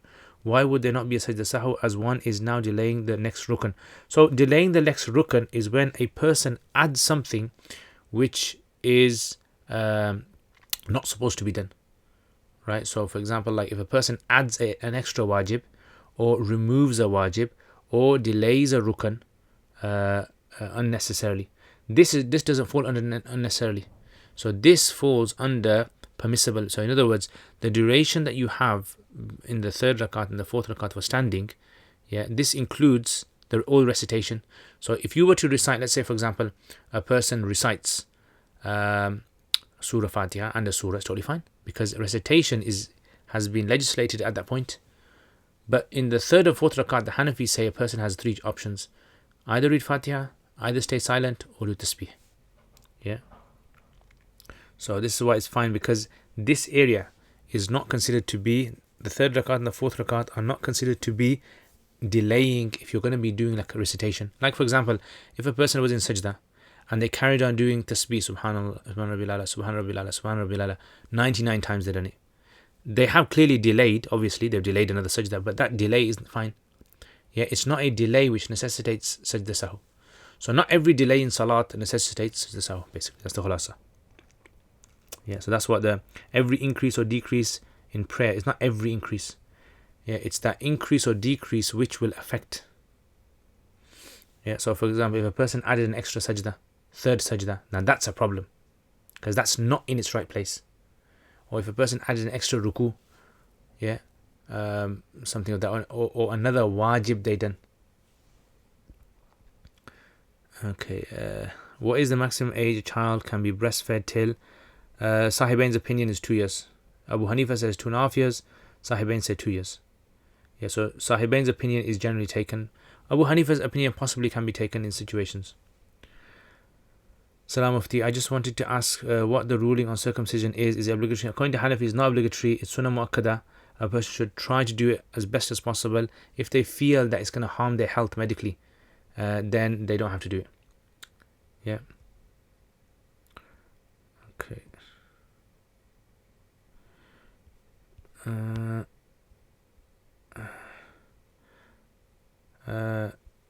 Assalamu alaikum. I know you have recently answered a question regarding those who die with loans, and you mentioned something along the lines that they are sinful only if they didn't intend to pay back. I can't find that answer anywhere now. Can you please answer it again? Yeah, so basically, the like we said, that a person will be held responsible. In other words, debts are something a person should always try to pay off. If you borrow money from someone, you should always try to pay it off. Now, if you have no plan of paying it off, this is considered to be a sin. And the Prophet ﷺ, he wouldn't pray the janazah of several people because he found out they had debts and they didn't pay off. So does this mean everyone who's taken a debt and dies and hasn't paid it off are going to be sinful? Well, the scholars say no. It only applies to those people who deliberately do not pay their, had no intention of paying off their debt and thought they could get away with it. Those are the ones who the hadith is severe upon. As for those who try to pay it off, maybe started paying it off or started collecting money, then for them, there's no sin. And what should happen is when they die, the family, whatever they've left behind, first of all, that money should be used to pay off the debt. That's why we have this concept that's why we have this concept in janazah, which is when a person dies, there are 4 rights of that wealth. Number 1 is that the funeral cost should be borne from that debt, from the amount of money. And number 2 is that all debts the person has should be paid off. And if there's anything left after that, any bequest the person has made should be paid. And number 4 is that whatever is left should be distributed amongst the heirs according to how the Quran is mentioned. Yeah, so these are the 4 kind of steps. So look, if after a person dies, their debts should be paid off, that means the Sharia already has explained that people will have debts when they die. There will be people who have debts. But there should be means in place to pay those debts off as best as possible.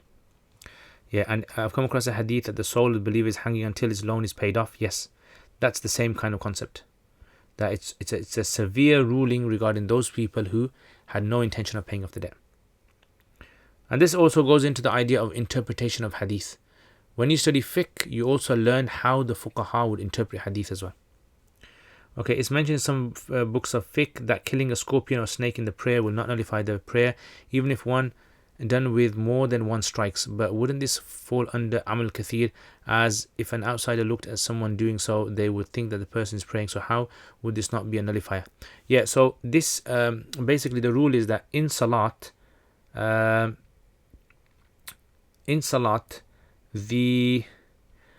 amount of the amount of action that you're allowed to do is considered to be restricted. If a person does any actions which are not part of salat, then will this nullify your salat? Like, let's say you're standing there, unless you start scratching your head, or you start scratching yourself, or you start checking your mobile phone, or you start looking around or walking around, will that nullify salat? So the rule is this, that if there is excessive actions, this will nullify your salat. What is excessive actions? So things like, for example, eating, drinking, talking, and generally there is a sort of dispute amongst the Hanafis with regards to how do you clearly define what is excessive actions. So many of them have said things like, if someone was to watch you do something, right, this would be considered to be amal kathir, right? So for example, if someone was, let's say I'm standing and I'm looking at my phone, and someone walked by and they thought that I am not in salat because I'm on my phone, then that's enough to assume that you're doing too much. You're doing excessive actions outside of salat, therefore your salat will be nullified. But there's exemptions to this, and the exemption to this is that anything for rectification of your salat, if you do it, even if someone sees you do it and assumes you're not in salat, that's allowed. So the examples the Hanafis give is like, for example, you broke your wudu accidentally. You're allowed to actually go, perform your wudu again, come back, and continue your salat from where you left off. Like you can put your salat on pause. Even though your chest went away from the qibla, you perform wudu, as long as you don't speak to anyone. So this is because the action of correcting your salat is more important than anything else. And so the Prophet ﷺ in hadith has mentioned that if a snake comes towards you in salat, you are not allowed to kill it whilst you're praying. So now the Hanafis dispute, okay, you're allowed to kill it, but does that mean your salat will be affected? So Imam Sarakhsi, for example, he says, no, it won't, because the hadith says you're allowed to do it. So therefore, why would the salat become nullified? Other Hanafis, on the other hand, disagree with him. So other later Hanafis that came, in Bahr al-Ra'iq and others, Ibn Abidin even mentions that the opinion seems to be that it will nullify your salat. Yeah, that particular action will nullify salat. So there's a dispute amongst Hanafis. Allahu Akbar. Okay, let's check out questions. Alright, so randomly, it's regarding male whose question. Okay, so that question, I'm going to add it with your other questions that you got. Salam, crypto. Alaikum salam. What type of footwear is okay to use during ihram? Any footwear where the top of the foot, the lace part of the foot is open. So as long as the lace part is open, exposed, it's fine. So the top bone on your foot, as long as that's exposed. So SMB, some say that the dead body of a scholar or hafiz will remain in the grave without being decomposed in the earth. No, it's not true. Yeah, it's not true. Is the library in Mecca the birthplace of the Prophet ﷺ? Allah knows best. Randomly, okay, so randomly questions. Is there a dua which you can say between two sajdas? Yes, there is. If you Google it, if you Google some of these things, I think you guys can check it out yourselves. Just Google it and say the dua to recite between two sajdas. Yeah, and you can find it. Yeah, so for example, like you can say Rabbi ghfirli, Allahumma ghfirli dhanbi wasali fi was it Allahumma ghfirli warhamni wahdini, Allahumma ghfirli warhamni wahdini wa'afini warzuqni wajburni. Yeah, you can say that. If you Google it, you'll find many others. Okay, crypto, can you give zakat to the cleaners in the Haramain or any poor person? Can this be done without telling them it is zakat and without investigating the financial position? Yes, as long as you can kind of looking at their outward appearance without becoming Sherlock Holmes, as long as you think in your mind most likely this guy's poor and you gave your zakat to him, then it's allowed, it's valid. Yeah. How to deal with jealousy, and even if you find out later on that they weren't rich, they were rich and they weren't eligible for zakat, it's fine. How to deal with jealousy and competitiveness between students or husband and wife in regards to studying and contributing to the deen. People seem to hide their achievements due to others' jealousy and toxic vibes. Yeah, it's a difficult one. See, there's only a limited amount humans can do, right? So humans, when they are living in societies, we can take as many measures as we can, but there's certain things we can't, right? For example, like radiation. You can do all the means you want to protect yourself from radiation, but radiation eventually will hit you. So jealousy is like that. You can take all the means you want, but then in the end of the day, let's say you're an imam, or let's say, for example, like you're working in a good job, or let's say you drive a nice car, or let's say, for example, you've got a certain size family, or whatever position in the community. Then you can't really hide certain things. So I would say, look, try your best to make dua for them, try your best to be kind and humbling, and then just carry on. Yeah, so people are going to do these kind of things, so it's all about just trying to carry on doing your best.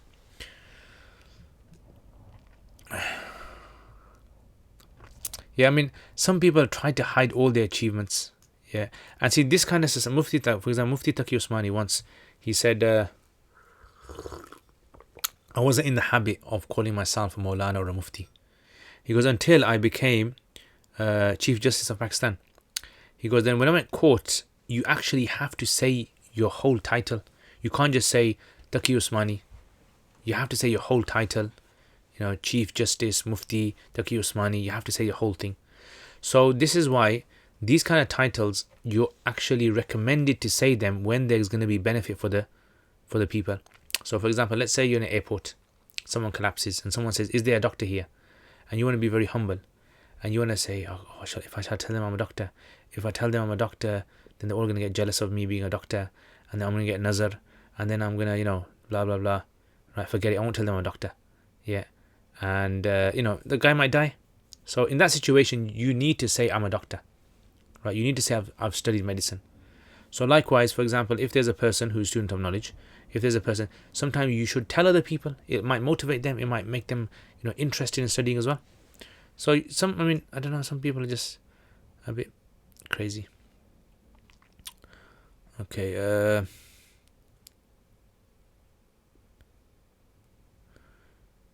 Okay, Nafisa Ghafoor, wa alaikum assalam. Is it possible to do a series for Aqidah sects? The thing with Aqidah sects is, you see what happens when people study Aqidah sects? They tend to pigeonhole everyone. So what happens is when people start studying Aqidah sects, they start to think, okay, this guy over here, what does he belong to? Oh, what does he belong to? Is he a Deobandi? Is he a Brelvi? And then what kind of Deobandi is he? What kind of Brelvi is he? Is he a Sufi? Is he a Salafi? Is he a hardcore Salafi? A mild Salafi? Is he Jamaat Islami? So what happens? You get this mentality of, so I don't think teaching sects is a very good thing for the public. I think it's very good for people who are serious about studying Aqidah, and then going into the entire history of sects, of where sects came from, different groups, different factions, the Khawarij, types of Khawarij, the types of Mu'tazila, the different types of, all forms of. So that is excellent if you want to kind of read, if you're serious about specializing in Aqidah. But just to go around and say Mu'tazila, in fact, there's a whole list of types of Mu'tazila. And generally when people are kind of like quoting them, they quote them as all of them fall under the same banner. They don't. There's actually a whole array of Mu'tazila. And there's even within the Mu'tazila, there's different types of views on certain things, different definitions of views. So, it's just like one of those things. So I personally, I'm not kind of into, I can do a series on Aqidah, definitely. But then doing a series on specific type of sects, I don't think. Yes, the concepts, the major concepts that certain sects kind of like hold, maybe I can do on that. That would be a good idea. Which book do you recommend that has the 5 pillars explained in detail? Quran? Fiqh books, basically. I don't know anything in English. 5 pillars mentioned in detail. It all depends. Safar Academy is very good. Safar Academy, although their books are for children, but they're very, very good for a lot of adults. Yeah, so Safar Academy, I would say. Okay. Kamran, without being rude or lying, if someone is trying to be nosy, what's the best way to respond to them and avoid the topic? Just say to them, I'd rather not talk about it. I don't know. That's not my area of training. So maybe this kind of question you can ask someone else. If anyone got any answers for Kamran, maybe you guys can. Okay, randomly. See, the thing is, what I don't mind answering people's questions, but what I don't kind of enjoy is when people think I know the answer to everything outside of the area that I'm trained in. So when someone asks me, what do you think about coronavirus, or what do you think about the flat earth, or what do you think about this, these kind of things, I can tell you my own opinion, and it might be wrong, might be most likely will be wrong, but it's like, ask me something which is in my field. If it's not in my field, then Google it. Yeah, best thing to do is Google it. Okay, I don't think so. Okay, is playing piano haram? I'm not planning to play today's popular haram music, but like the classical peaceful music, I know many people say it's haram, but why? Yeah, there's a difference of opinion in these kind of things regarding these kind of. I've mentioned about music before, I think, but if you can go through my past live streams and check out there somewhere I've mentioned a whole detailed one. But yeah, there's a difference of opinion regarding certain musical instruments and certain sounds. Yeah, but okay.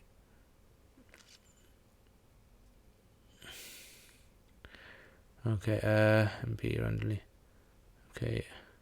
Arabic Hafiz Shu'aib, does one pray full salah or qasr if he visits his parents' home where he was born which is more than 57, he prays qasr. Hafiz, will one do qasr if he travels to his dad's or granddad's home in Pakistan and permanently live in the UK, and this permanent intends to stay there for less than 15 days? Qasr. To finish the salah, let's say we farted, do we still have to give the salam? I think the other madhahib do. So look, the Hanafis basically say, Abu Hanifa rahimahullah hasn't mentioned anything about this, by the way, yeah. But the Sahibain, what they say is your salat ends once you finish the shahud, once you finish at-tahiyyat, salat ends, right? Like the fard have been done because of a hadith of Abdullah Mas'ud, where the Prophet ﷺ said to him that once you've done your tahiyyat, if you say this or do this, your salat is done. Tammat salatuka. So they say once you've done at-tahiyyat, your salat is complete. Therefore, you've done what Allah has instructed you to do. The salam at the end is wajib, they say. And according to Hanafis, if you miss out a wajib, your salat is done, but it's important to repeat it if there's time left. That's what the Hanafis say. As for Imam Abu Hanifa, he doesn't have anything about this, but some later Hanafis like Abu Sa'id al-Burda'i, he says that Abu Hanifa has another fard act after the tashahhud, which is what we call sunu' al-musalli, a deliberate action of the musalli. So that musalli has to do a deliberate action which is not part of salat to take him out of salat, which includes giving salam. So salam is an action which takes you out of salat because it's contrary to salat. It's like something you do with other people. So therefore, like some people, I mean, they use this to mock Abu Hanifa, and they say, oh, Abu Hanifa says, oh, you have to do a deliberate action out of salat, so therefore if you farted, your salat finishes. But I mean, that's only being said because they're trying to find the most funniest thing to use in that kind of masala, which I personally think is just silly. People trying to use that because Abu Hanifa didn't even say that. Or if we don't break wudu, like something big came and we had to break salah, do we still have to give taslim? So according to Hanafis, Abu Hanifa Sahibain, no, you don't. Yeah. Crypto, jazakallah khair. Arabic Hafiz, which types of debt is taken out when one works out is zakat money? So those debts which are what we call outstanding, that are owed on that date. So owed up to that date. So let's say today, for example, like is the what's the date today? Is the 8th, yeah? Okay, so 8th of February today. So let's say all the money that I owe up to today's date, I can cancel it out from my zakat. I can deduct it. So it's all the ones that are arrears, basically. Gaming with Mithaq. If you miss Maghrib and you still Salah Maghrib and Isha at the same time, does Allah accept it? Inshallah, why not? Which fiqh madhab did scholars of hadith such as Imam Bukhari, Muslim, Tirmidhi follow? It's a difference of opinion amongst them because they don't explicitly say it themselves. Like most likely, Imam Bukhari was a mujtahid, Imam Muslim was a mujtahid, and Imam Tirmidhi, according to some, he was Shafi, and according to some, he was Hanbali. But the concept of the Hanbali and Shafi is a very sort of like a loose term. So in other words, they were muntasib. They used to attribute themselves to a fiqh of someone rather than being called part of someone's madhab.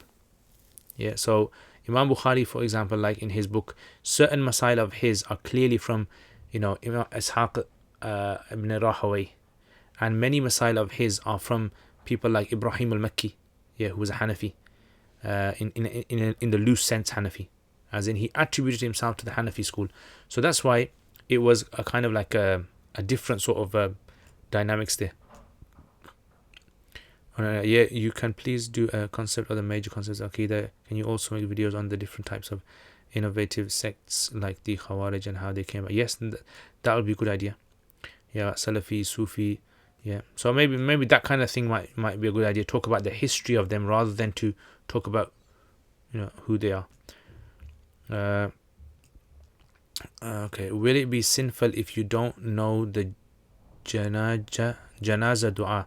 And what should be read after? So no, it won't be sinful. In the Hanafis, all you have to do is takbir 4 times. As long as you've done takbir 4 times, you've done the janazah. You don't have to even read anything. It's sunnah mu'akkada to read. So after the first takbir, you read thana, subhanakallahumma. After the second takbir, you read Allahumma salli. And after the third takbir, you just read Allahumma ghfir lil muslimin. Just say, oh Allah, forgive the Muslims in Arabic. That's fine.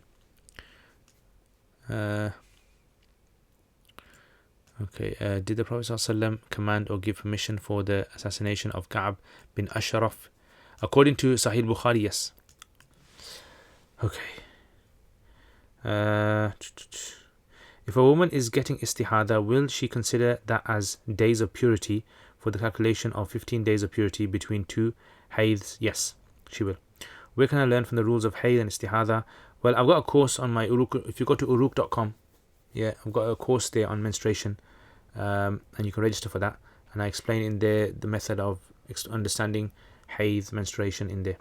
Yeah, and I'm going to do a more detailed one later in the year, inshallah.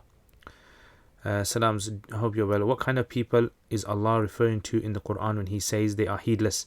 If someone knows they should. So in the Quran, when Allah says heedless, He says it many times, and in different contexts, He means different things. So when Allah says a word in the Quran, He doesn't necessarily mean the meaning of that word in the same context all the time in the Quran. Different times. Sometimes He might be talking about Muslims. Sometimes He might be talking about mushriks. Sometimes He might be talking about people of the book. Different things. So heedlessness, and then exactly which word in the Quran are you referring to? Ghafilun, yeah, la yatadabbarun, la yatafakkarun, yeah, samidun. There's so many words in the Quran that when you translate into English, unfortunately, English only really has one word for it. Sahun, yeah. So it all depends exactly what the heedlessness is, which ayah. So if you can tell me an ayah, then maybe that particular ayah I can give you some insight into that. If there's a sin we are addicted to, then how are we supposed to repent after knowing that we have an addiction to it and it's likely? Okay, yeah, so if a person has an addiction to a particular sin, the idea of repentance is you're making the effort, you're showing that you feel bad about it. That's what repentance is. That you're showing that you feel bad. In other words, a Muslim should never ever be content with the sin that they're committing. They should always feel inside, this is wrong what I'm doing, even if they can't stop doing it. That's the whole idea about it. Okay. So even if, a lot of people, they commit the same sin again and again, and it doesn't matter. The idea is, look, once you've done it, the sin, feel bad in your heart. Do you feel bad that what you've done? That's the main thing. Okay, is it correct to say the tree in Jordan is the only living Sahabi? It's not true. Why is it not true? Well, it's not, because the definition of Sahabi is that human who saw the Prophet ﷺ or was seen by the Prophet ﷺ in the state of Iman and he died upon that state. This is the majority opinion amongst the muhaddithin. So a tree is not a human. So how can you call a tree a Sahabi then? Are we going to say the sky is a Sahabi because the sky saw the Prophet ﷺ, and the earth is a Sahabi because the earth saw the Prophet ﷺ, and then we're going to say, okay, then the Masjid Nabawi is a Sahabi. Then where do we draw the line? So it's just, I think people just say it out of emotion. They say it. Right? Out of emotion, they might say, oh, you know what? This tree saw the Prophet ﷺ, therefore this tree is a Sahabi. And I think it's just out of emotion, but it's not academic.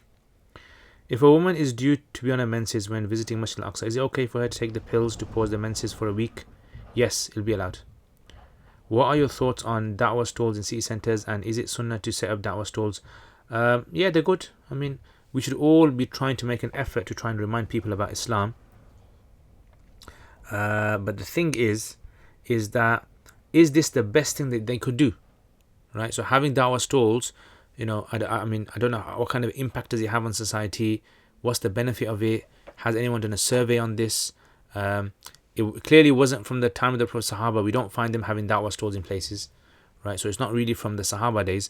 The idea of giving da'wah is in the Quran, and inviting people to Islam is from the Prophet ﷺ. But then in this particular fashion, because da'wah is in various forms. Yeah, there's various forms of da'wah that people can do. Like even this, me answering your questions, is a form of da'wah as well. Quite a few non-Muslims have actually contacted me and say they actually watch my live stream videos sometimes, and they benefit from it. Alhamdulillah. Okay. Ooh. Are games at carnivals allowed where you buy a ticket and then throw a ball and knock them down, some bottles? According to Hanafis, no. This is a defective transaction. It's based upon risk, so it's not allowed. What are the Hanafi books of fatwa pre-Ibn Abidin? So when we say books of fatwa, I think people have this confusion that they think there's a set 5 or 6 books that you look at. No, it's not. The way it works is, first of all, according to the scholars, you look at the Zahira Riwayah. Zahira Riwayah, the books that are written by Imam Muhammad, you look at them, and then the non-Zahir riwayah books that were written by the early scholars. And I actually done like a kind of thing on this in introduction to, I think it's Quduri or Hidayah on my YouTube channel. You can check that out. And then you look at the mutuns. So the matans, Mukhtasar Quduri, Mukhtasar Karhi, Quduri itself, Mukhtasar Karhi, Mukhtasar Tahawi, Quduri, Matan al-Wiqaya, maybe even Matan al-Kanz, and then you got the Shuruhat, those Shuruhat. So this requires a long explanation. This does. It's not just a simple matter of me counting number of books in my hands. The Hanafis, they actually look through a systematic way of looking at certain books. Generally, they look at the Zahir riwayah. If it's not mentioned in Zahir riwayah, they look at the mutuns, the matans, and then if the matans haven't mentioned it, then they look at the shuruh of the matans, and then if they don't find it in there, then third step they go to the fatwa books.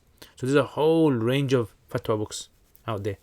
A lot of people who haven't studied Hanafi fiqh in great detail, they assume, I think what they assume is that there's like about 5 or 10 books that whenever you get a question, you just look at those and you get the answer from that.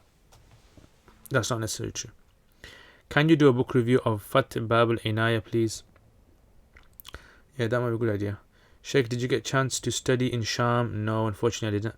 Did Imam Bukhari include Hasan Hadith in his Sahih as mutaba'at? According to majority, no. Yeah, there's no Hasan Hadith in Bukhari according to Imam Bukhari's condition of Sahih. Yes, maybe according to another scholar, like for example, there are certain narrators in Bukhari who are not accepted by Imam Muslim, like Ikrimah.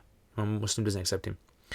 So, maybe that sense. But what we believe is that Bukhari's hadith in his book are all under his condition of Sahih.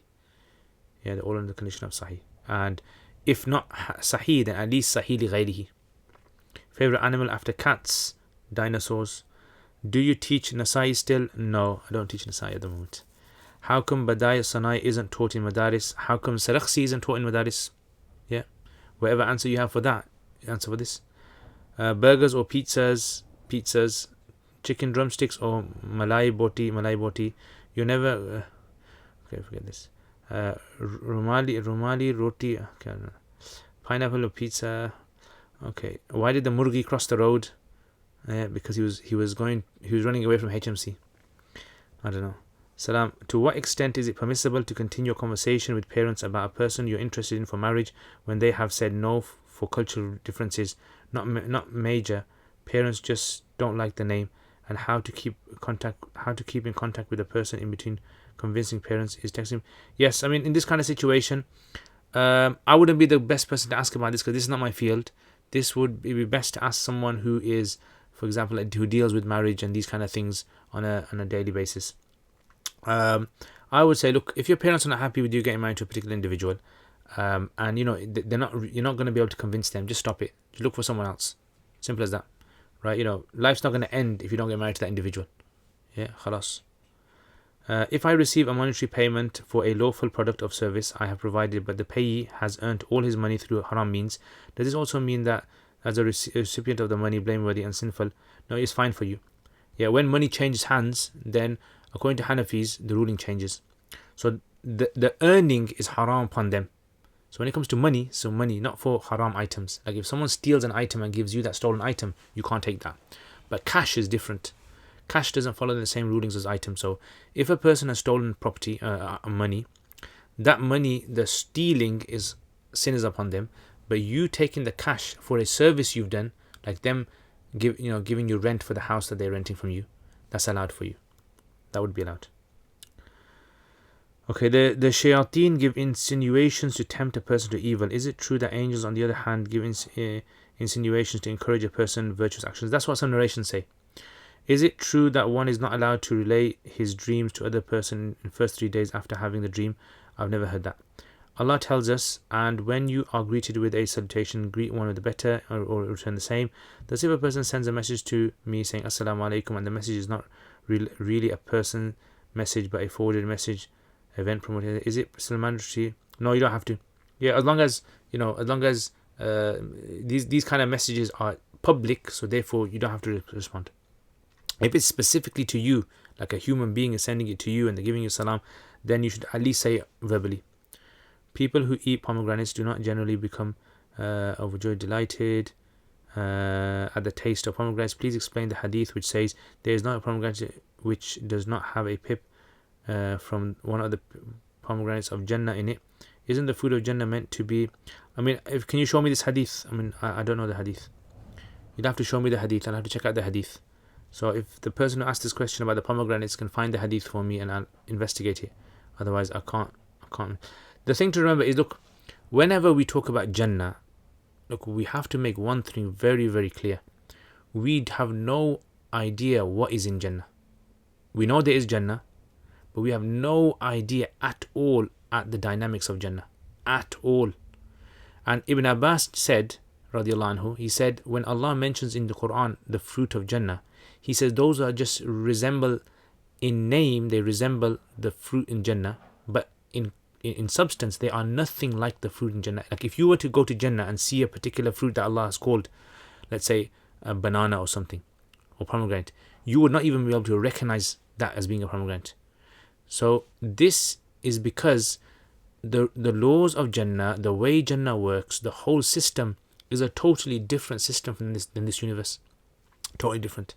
So everything is different. The laws, dynamics, the physics, everything is totally different. Okay, it is definitely permissible for human beings to ask other human beings for help, and reality shows that human beings do need to ask others help. With this said, what is the interpretation of Iyaka nasta'in in Surah Fatiha? Yes, so Iyaka nasta'in means that we only ask you for help in those things which only you can give. So if you look in the entire Quran, where humans have asked other humans for help, right? So for example, from the time of Adam alayhi salam all the way until the time of the Prophet sallallahu, the Prophet ﷺ even asked help from the Sahaba. That shows that human mutual support is something which is encouraged. Ta'awanu, support one another in good and don't support one another in bad. However, Iyaka nasta'in means that we only seek your help, as in we only seek your help in those things that only you can provide, like going Jannah, save from Jahannam, guidance, etc. Okay. That's why after Iyaka nasta'in the word Ihdina as-siratal mustaqim comes. In other words, only you can give guidance. So that's why we're only asking from you guidance. In Islamic books, it says that it's not sunnah to cut the nails in a particular order. Is this order, cutting nails, really sunnah? No, it's not sunnah. It's not. There's no such thing as a sunnah of cutting nails. They might have used the term sunnah loosely, but we have no evidence to prove from narrations that the Prophet cut his fingernails in a particular order. This is just adab. Scholars just mention it as like an etiquette. At one point in time, people saw this as being a method. If the Day of Judgment is not based on deeds but on the mercy of Allah, is this not unfair? No, it's not. It's fine. It's fair. Yeah, it's fair. How should, explain to me as in how it's unfair? I don't understand. How should we understand the following verse and when should it be applied? Repel ill with that which is best. Idfa' billati hiya ahsan sayyi'ah. So remember I mentioned last week, I think someone asked a question about Muhammad hijab. Yeah, and I explained this in detail. So I think check that one out. I've done it last week. So check that video out. There are different ways to respond to different situations, basically. You don't you don't kind of what's the saying in English they say? You don't brush everything with the same brush. Yeah, don't treat everyone the same. So different people are responded in different ways. And if you look at the context of this verse, there you'll find your answer. Like, where does Allah mention this verse? If you look at the context, that's where you're going to find the answer. So a lot of times what happens, people take a snippet ayah and they take it totally out of context and they'll make a whole mess of it, right? Because they're not looking at the context of the ayah in that particular surah. So this is what you have to do. Do you watch any TV series? Yeah, I do. Okay, khalas, all these have done, alhamdulillah. Actually, no, it's not. Where does tasawwuf come from? Is it a bid'ah? So basically, look, tasawwuf, the idea of tasawwuf is the idea of self-rectification. And it's from the Quran, it's from the hadith, that the Prophet ﷺ and the Quran encourage us to try and be aware of ourselves, conscious of ourselves, connection with Allah. So this idea of tasawwuf was basically developed to make it formal now. So for example, like let's say, in the early years, we don't find these formalities that are set by people to kind of reach their optimum level in trying to become athletes. So in the early years, let's say hundreds of years ago, there were runners, but no one really thought that, you know what, I want to become the best runner, and can I do that with a fixed diet, and can I do that with regular training, and can I like kind of tailor my training so that I become the best and my muscles become the best, etc. Now what's happened is, with trainers, like with the people who are athletes, they have special trainers who train them in their diet, nutritionists train them in the kind of exercise they should do, even the clothes they should wear, aerodynamics. So this is what was happening basically over the years. So some people saw that, look, okay, you know, we don't have any sort of system of medicine here, right? Let's kind of like become trained in medicine. Let's sort of make it more nuanced. Let's become trained in politics. Let's make it more nuanced in military warfare. Let's make it more nuanced. Fiqh. Early years in the days of Sahaba, fiqh was not very formalized. It was a very kind of like question and answer thing. Then later on, scholars saw the importance of formalizing it. Let's make it more formal. Let's come out with these chapters. There was no chapters of fiqh in the days of Sahaba. There was no, this specific methodology that you followed in the book of fiqh. But then it became formalized, and it was practical. It was lots of benefit in there. Because now if someone wants to learn a fiqh, they can actually get one book, study by a teacher, and go through systematically all the masail. And likewise, the compilation of hadith as well, same thing. So tasawwuf is just an extension of that. It's just basically, in the years of Sahaba, all the Sahaba obviously were encouraged to become more self-aware of themselves with their connection with Allah. Now, if you got a trainer who actually can train you, and you can get back to them, and they give you this kind of tips, okay, right, you know, in your Fajr Salat, try to get up at this time. You know, in your Dhuhr Salat, try to recite this surah. You know, in your Asr Salat, try to, you know, before you do your Asr Salat, make sure you do your wudu properly. Something like that. It optimizes their salat. Yeah, optimizes their all the acts of worship. You kind of getting the tips. Like, you guys ask me tips. Well, I'm mentoring you in a certain way. I'm giving you tips. So this is what the people were doing in trying to optimize their ibadat. Yeah. Can one lie? Yes, there are certain forms of tasawwuf which are innovations, right? There are certain types of things that people do, like stab themselves with certain, you know, sharp objects while they, you know, in a trance or something, or drink alcohol and go in a trance, or take marijuana and do dhikr, and these kind of things, which are all innovations. Can one lie to preserve his honor or to avoid unnecessary embarrassment that does not concern the other person? It depends exactly. You gotta give me an exact scenario for it. Can one tell a person that it's a sin in order for a purpose, not merely exposing himself? Can one tell a person of his sin in order for a purpose, not merely exposing himself? Possibly. It depends exactly what it is. Is it permitted to watch movies? As long as they don't have anything which is indecent in there. And if they do, then just forward it or something. Yeah, but it's, it's possible. Is saying qul in salah to start a verse, then goes into ruku, not finishing the verse, is that kalam nas? No. As long as you believe it from Quran, it's fine. Okay. You guys, everyone looks like they're buzzing. All right, let's check out your questions then.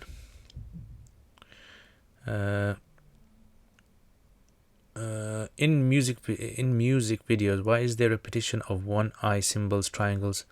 Allah knows best. I don't know. Ask the music producer. What's your thoughts on transhumanism? I don't know, what is that? ما حكم دفن ميت في بلد آخر عند الحنفية؟ نعم، مكروه عند محمد، ولكن المتأخرين يعني هناك من جوزه. If the future technology of being microchipped is introduced and implemented, can you get chipped knowing the benefits outweigh the drawbacks? Possibly.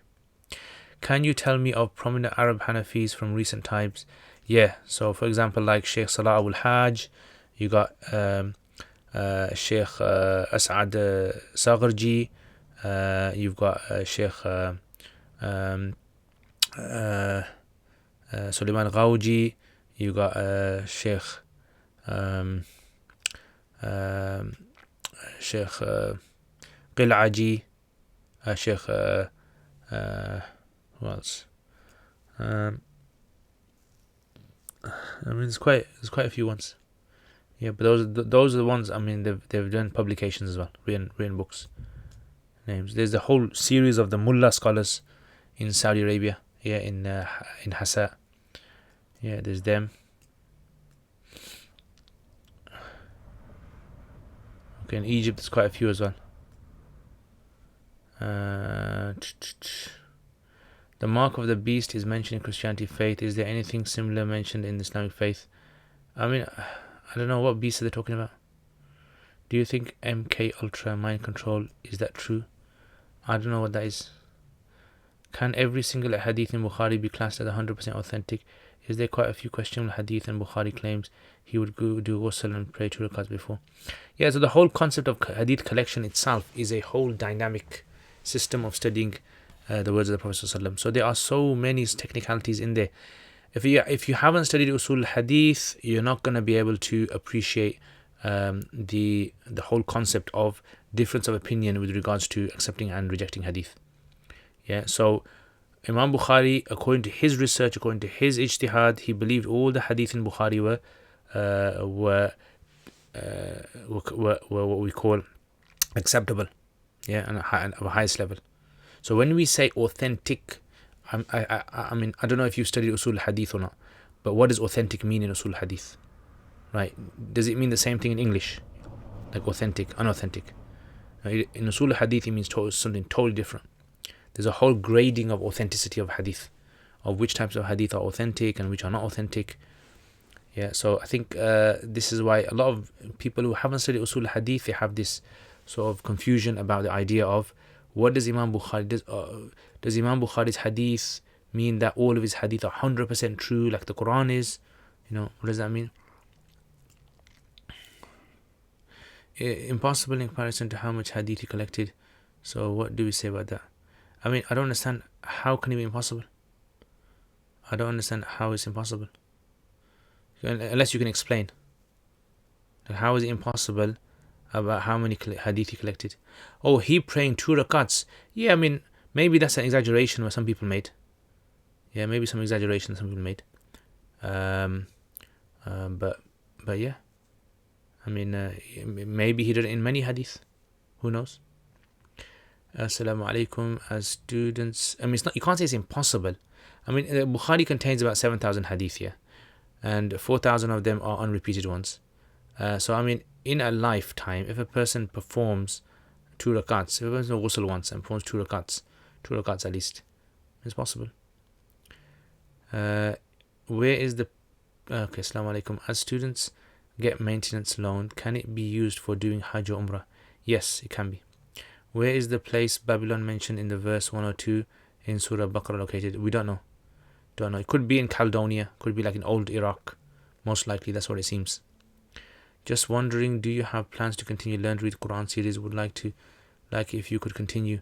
Yeah, I mean, I did ask, I think a couple of weeks ago, if there's anyone that's interested, because there doesn't seem to be too much interest in me continuing it. But yeah, if there's enough interest, then maybe I might. Is there any specific and detailed information in how the Prophet, as he was fit, especially at the age of 50, the battlefield, what kind of exercises did they do, and what was their form of cardio? I think this is a question. This is a question only someone who goes to the gym would ask. See, the thing was, we are a society who needs to do exercise. Before our society, before the 20th century, people were not used to doing exercise. There was no such concept as exercise in the most of the world.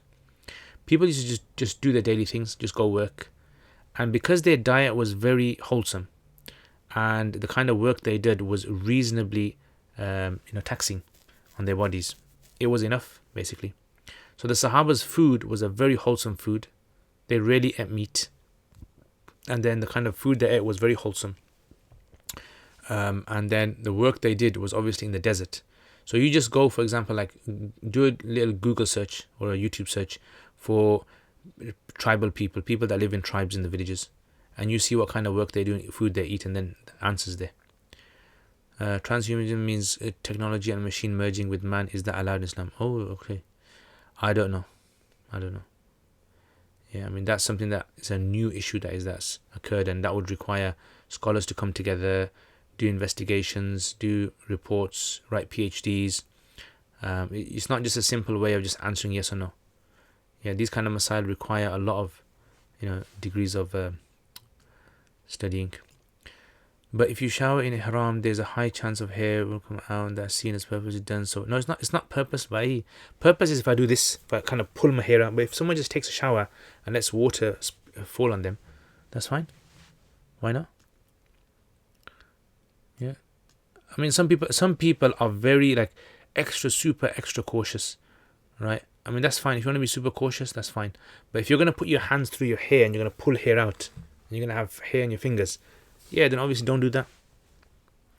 Yeah, I think that's common sense there. Tahiyyatul wudu is sunnah, right?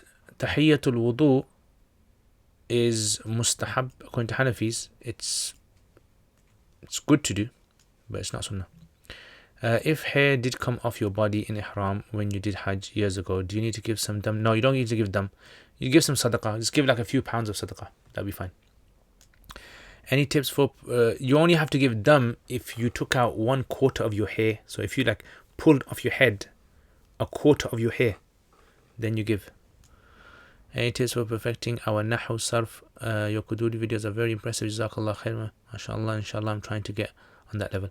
Inshallah, may Allah make it easy for you. The best way I think to perfect your nahu and sarf is get hold of someone, even if you have to pay them, and read an Arabic text to them, and tell them to correct you every time you make a mistake. Tell them to correct you. That's the best way, without a joke. Have you heard of Sheikh Ahmed Akram Bukhari? Is he Hanafi? I've never heard of him. Assalamu alaikum. Did you do the 50 types of shaheed? No, I haven't. I'll go through some of them today, inshallah. Is Hajj done during teen years already baligh counted as fard Hajj? Yes, if they're baligh, that's fine. Hajj is done. Then would Hajj be done in your 20s and 30s be nafal Hajj? Yes. So saying, if women want to do activities such as abseiling and the instructors are male, is it allowed for him to help her to attach a harness, etc., if he might end up touching a part of her body? Yes, good question that is. I mean, the question obviously would arise, is abseiling necessary? Do people need to do abseiling? So if it's something which, a type of training that is required, then obviously yes, it would be allowed. If it's something that's not required, there's no need for it, then I would say, that would be problematic. Yeah. And then in that case, touching those parts of the body are unnecessary. I have heard if a parent calls you whilst you're in salah, you have to break your salah. Is this allowed? And it seems as though I also have heard that you were not here last week, so you didn't hear the answer that I gave for this. So basically the rule is that if it's fard salat, you don't break your salat unless it's a dire emergency. And if it's nafal, then yes, you can break your salat. هل يتابع المأموم الإمام إن نسي القاعدة الأولى؟ يتابع المأموم الإمام إن نسي القاعدة الأولى. نعم يتابع. Sheikh, any recommendation for Sharh Mukhtasar Ibn Abi Jamrah? Any recommendation for Sharh Mukhtasar Ibn Abi Jamrah? No, I've actually, no, I haven't read that book. Sorry. Jazakumullah khair. You're welcome. Super Muhammad, what do you think that Sheikh Muhammad Hassan did do and said Al-Kamalu? I don't understand your question. What do you think about Sheikh? Oh, what do you think about Sheikh? Yeah, mashallah, very, very knowledgeable people. Alhamdulillah, very knowledgeable. When asking for advice about a certain problem, are you allowed to disclose your people's sins for the purpose of receiving correct advice? Yes. In that case, you are. Shaqim, Assalamu alaikum Ustad.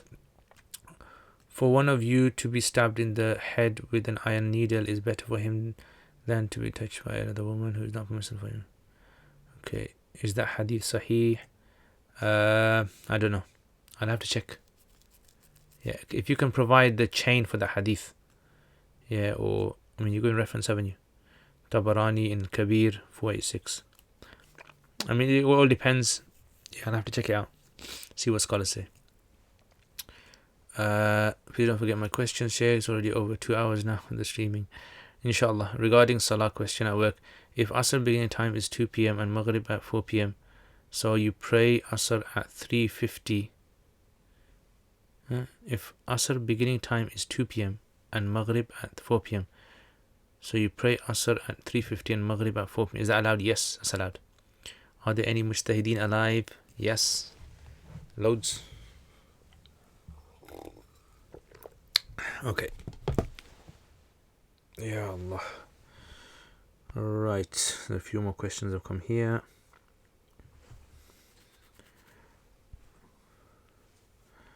Okay.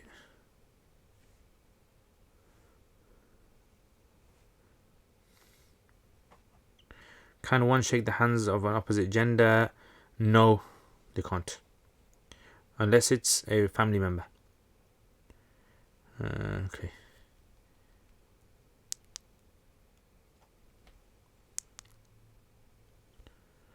Okay, so I'm going to answer randomly these questions now.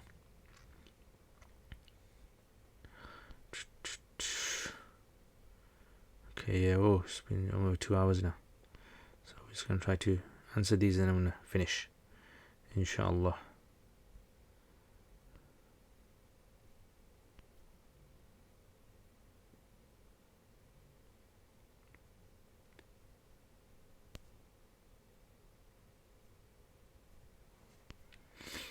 Yeah.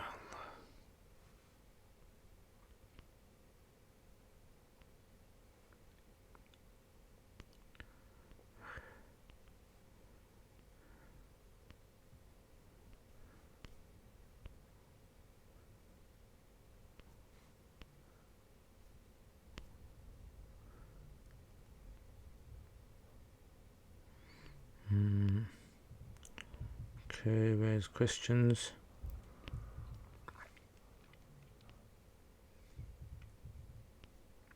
Okay, so random these questions. Okay, question number 4. Why a person who believes in God and does good things, helps others, is polite to people? Why a person who believes in God and does good things, helps others, is polite to people, doesn't harm anyone in any way, but doesn't follow Islam or believes in prophethood, go to hell? Isn't it irrational that if one drinks or does things which are haram without hurting anyone, he will still be punished? If one is not convinced of Islam, then what is his fault? Okay, look. First of all, to understand this question, what we have to understand is, I think, and that will, give understanding to a lot of other questions. We can't dictate Allah according to our logic, our common sense. Right? Allah does not follow what we dictate, our mind dictates. So, for example, like if you say, look, if I'm good all my life, Allah should put me in Jannah. Or if there's a person who's bad all his life, he should go to hell. Or if there's a person who has accepted Islam, he should go Jannah. And if a person does not accept it, he should go hell. Or none of this applies to Allah. At the end of the day, the rule of the thumb is, on the Day of Judgment, Allah will put into Jannah whoever He wills. And Allah will put into Jahannam whoever He wills. And Allah being Allah, Allah is fully in right to do that. If you make a cake, and you bake this cake, and you put all your ingredients in there, and you put it all together, and you bake the cake, then you take the cake and you throw it right in the bin, you're not doing oppression to the cake. You're not oppressing the cake in any way at all. If the cake starts screaming and crying and saying, why are you doing this to me for? He has no right to say that, because you made the cake and you have full right to destroy the cake. Allah subhanahu wa ta'ala, He can do anything He wants. لا يسأل عما يفعل وهم يسألون. Allah says that Allah is not questioned about what He does, but they will be questioned. So I think what tends to happen is we begin to personify Allah. We begin to give Allah this human characteristic, and we begin to treat Allah how we would treat ourselves. So this is a big mistake that we make. If Allah wants to put anyone in Jannah, He'll put anyone in Jannah. If Allah wants to put Fir'aun in Jannah, He can put Fir'aun in Jannah. Abu Lahab in Jannah, He can put Allah. It's up to Him. But because in the Quran Allah has said about Abu Lahab and Fir'aun that they're going hell, there's no kind of Allah does not break His promise. The second thing is that whoever accepts Islam, they go Jannah. This again is all up to Allah. Liman yasha, whoever Allah wishes. So a person accepts Islam, Allah may on the Day of Judgment raise something. For example, like Allah may say that your Islam was not accepted. Your Islam was based upon showing off. In your life you committed this act. In your life you had this particular thing. You did this particular thing. And Allah can cancel out all of your good deeds. That's up to Allah. And there could be a non-Muslim who doesn't know about Islam, has never heard about Islam, and Allah can put him into Jannah simply because the message didn't reach him. Yeah. And there could be a person who heard about Islam but heard about an interpretation of Islam that was distorted, and he didn't accept it, and you put to Jannah. Or there could even be a person who wasn't taught the proper version of Islam, yeah, or was not convinced about Islam, and Allah could put him in Jannah. So these kind of questions, I think, randomly asking these kind of questions, this is a common question that people ask, but this is based upon a very Mu'tazila sort of logic, the Mu'tazila sort of logic, which is that if 1 is added to 1, it must equal 2. We're thinking very logically, and this logic is something which it kind of causes this problem, of dictating to Allah of how Allah should do things. So therefore, if there's a person who's lived his entire life doing good, the Maturidis and the Ash'aris have even talked about this. They've even talked about this. So Imam Ash'ari says that if a person will not be held responsible for his actions on the Day of Judgment if that person hadn't received Islam. And Imam Ghazali said if he hasn't received the correct version of Islam, he will actually go Jannah. So this is again another ikhtilafi approach, a difference of opinion, scholarly ikhtilaf. So when the layman hears about this kind of masail in Aqidah, they usually only hear one aspect of it, and then they assume that this is how it all applies to the world. And then some people will take this very harsh, and anyone who's a non-Muslim, they say Boris Johnson's going hell, and Philip Schofield's going hell, and Steven Spielberg's going hell, and they're just like, anyone who's non-Muslim, they're going hell. Which obviously we can't do, only Allah can decide.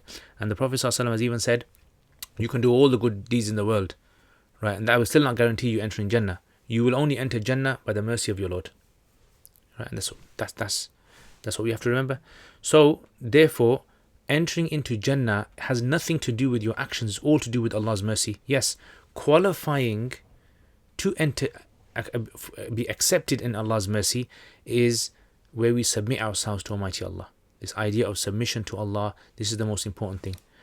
We could pray our 5 times salat all day, but the way we living our lives in other aspects of our life could cancel out all the good that we do. And a person might just do one good thing in their life, like the lady who fed a dog from the well, and all of her sins were forgiven.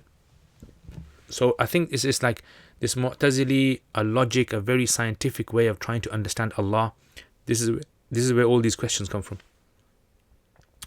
Okay, why is it not permissible to pick up the ruling that you like or that suits you more from the rulings of the many scholars? Why is it required to stick to one madhab? I've asked this question before to a scholar. He said, you can't because you'll be following your desires. I say, what is the problem in following desires as long as I take the ruling of the qualified scholar and scholars of the other madhabs? So, I mean, I don't know which scholars you asked, but according to the Hanafi school, the scholars say that the main thing is that you follow Allah and His Messenger. That's the ultimate thing. The religion that Allah and His Messenger came with, the Sharia, this big massive sort of like way of life that Allah has sent down upon mankind. So the madhab basically tries to make sense of this, and the madhab will try to make sense of it as much as possible. But at the end of the day, the madhab will say that we believe that we are right, but there's a chance we're wrong, we're making a mistake. And another madhab will say we believe our approach is right and we're making a mistake. So that's why all madhabs, they are in a situation where they are trying their best to try and understand the Sharia. So there are common things which they 100% know is from Allah and His Messenger, and there's lots of other things where they differ. So this is why the Hanafis say that as long as a person, someone who's not qualified in fiqh, as long as they're following the opinion of an expert, someone who understands, they put their trust into an expert, and the Quran says they ask someone who not knows, it's fine. So whether you ask a Maliki or whether you ask a Hanafi or a Shafi'i, they say there's no al-ami la madhhab al-ami. So you can ask anyone, as long as you're following someone who you believe is upright and who you believe is knowledgeable, then you will not be held responsible on the Day of Judgment. Khalas. So I don't know who you asked about that question. Okay, and finally your question that you had for today, which was the question regarding I answered the last week, I answered the Jannah one. Yeah, so if you don't mind watching the video, I think last week, if you watched it all, I did explain about the Jannah. Look, the thing about the Jannah issue is, a lot of people ask this question, is that we try to superimpose our like set rules that we have in this universe onto Jannah.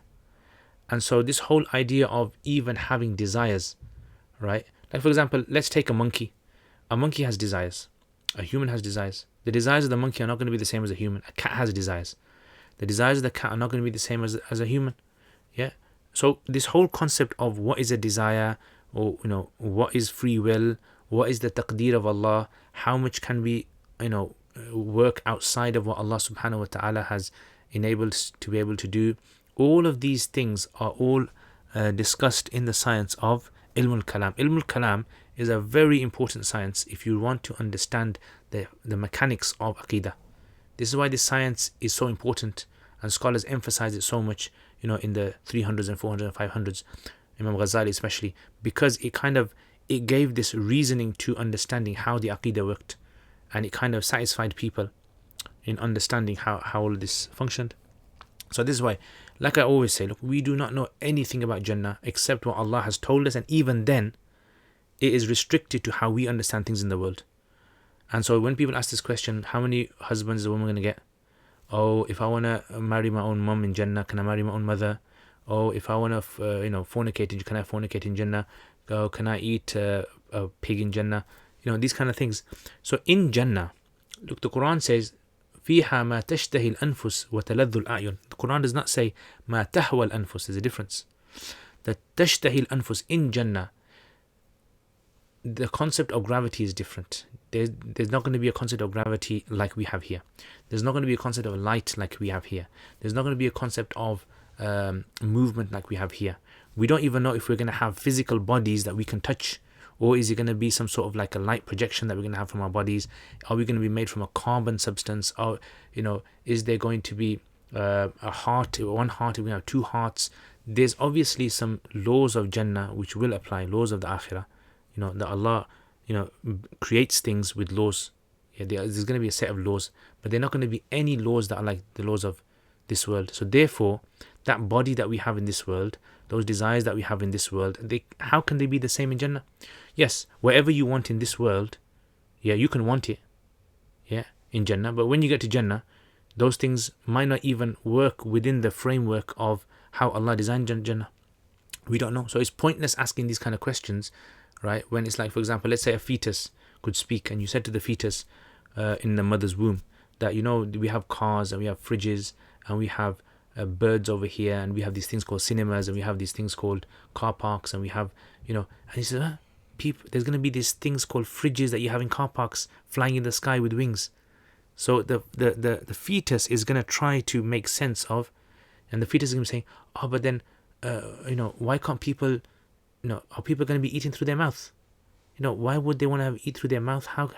How disgusting is that food is going to touch the air and go through their mouth?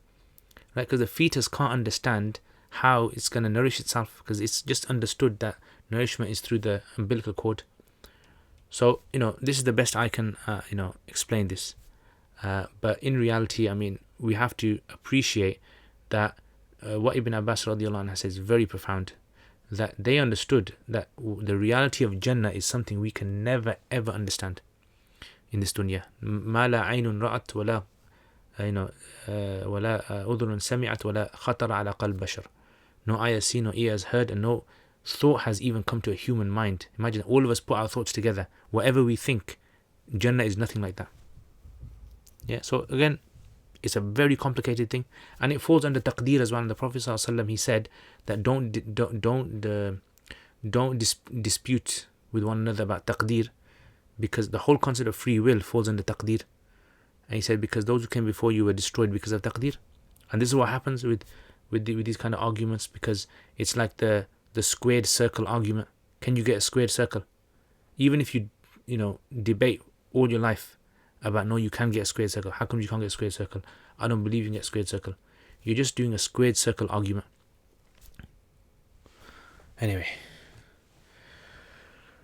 Okay, so alhamdulillah, finished all the questions. Jazakumullah khair, guys.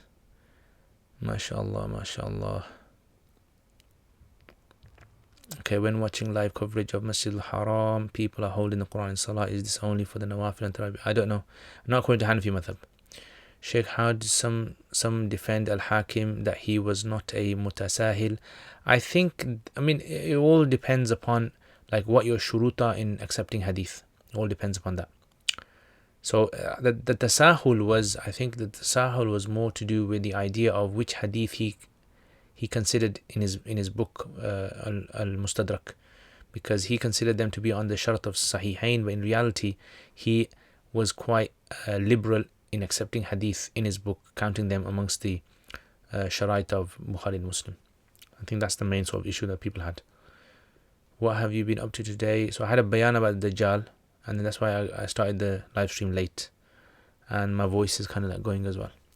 Is it better to say astaghfirullah sincerely, or praying 2 rakat salah sincerely, praying for forgiveness to Allah? You know, the main thing is, as long as in your heart you felt really bad about the sin that you've done, that's the main tawbah that is. Yeah, assalamu alaikum. Sounds like a Qaid al-Tahawi series brewing. Inshallah, why not? Those non-Muslims who lost their sanity before death, that will happen to them in the akhirah. Who lost their sanity before death, what will happen to them in the akhirah? Allah knows best. We leave it to Allah. You know, we seem to have this fascination with what's going to happen to people, and I don't think, like, you know, this was something which Islam was intended for. You don't find Sahaba saying what's going to happen to all these people. You had a few individuals that would ask, but in the society we're living, we're very sort of like, you know, this logical sort of conclusions we like, that what's going to happen to everyone, what's going to happen. We just leave it to Allah. Yeah, Allah is Kareem, Allah is Ghafoor Rahim, Allah is, you know, Dhun Tiqam. With the following of the madhabs, I hear that you have to be one specific madhab, so is it okay for me to do the Rafal Yadain Salah as I believe it's Sunnah? Yeah, Hanafi say Rafal Yadain is Ghair Awla. If you do, it's fine, it won't affect your Salat. Jazakallah khair, Shaykh. You're welcome, randomly, you're welcome. What are your favorite sweets? My favorite sweets are, this is another hard question. A'udhu billahi minash shaitanir rajeem. Favorite sweets are what? Marshmallows, I think. Maybe marshmallows, maybe. It depends what my mood is. Okay, Abdul, wa alaikum assalam. Wanted to thank you for these sessions. They are so beneficial. Please continue. You're welcome. Inshallah, jazakallah khair. Any motivation to wake up Fajr? Go to sleep early. That's the main thing. And read virtues of Fajr. Virtues of people of the past. Are there any strong winds around your area? And loads. I can just hear the window just shaking. Okay, so let me read to you guys from some of the types of shaheed, and then we'll finish, inshallah.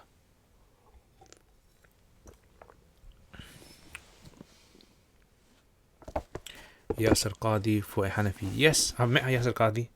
Yeah, he's a good guy. Alhamdulillah, I met him actually a few times. Yeah, he's a good guy. You can listen to him. Okay,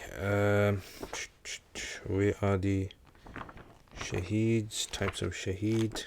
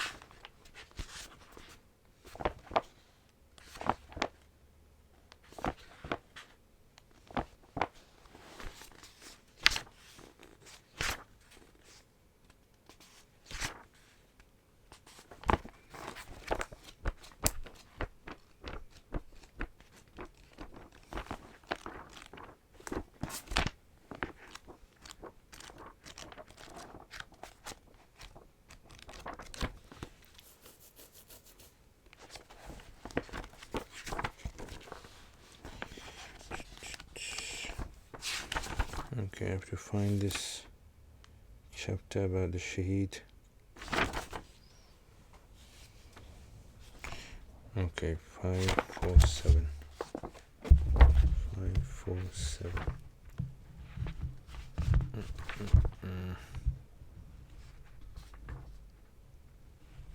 Okay, so I'll mention these two, yeah? Right, so...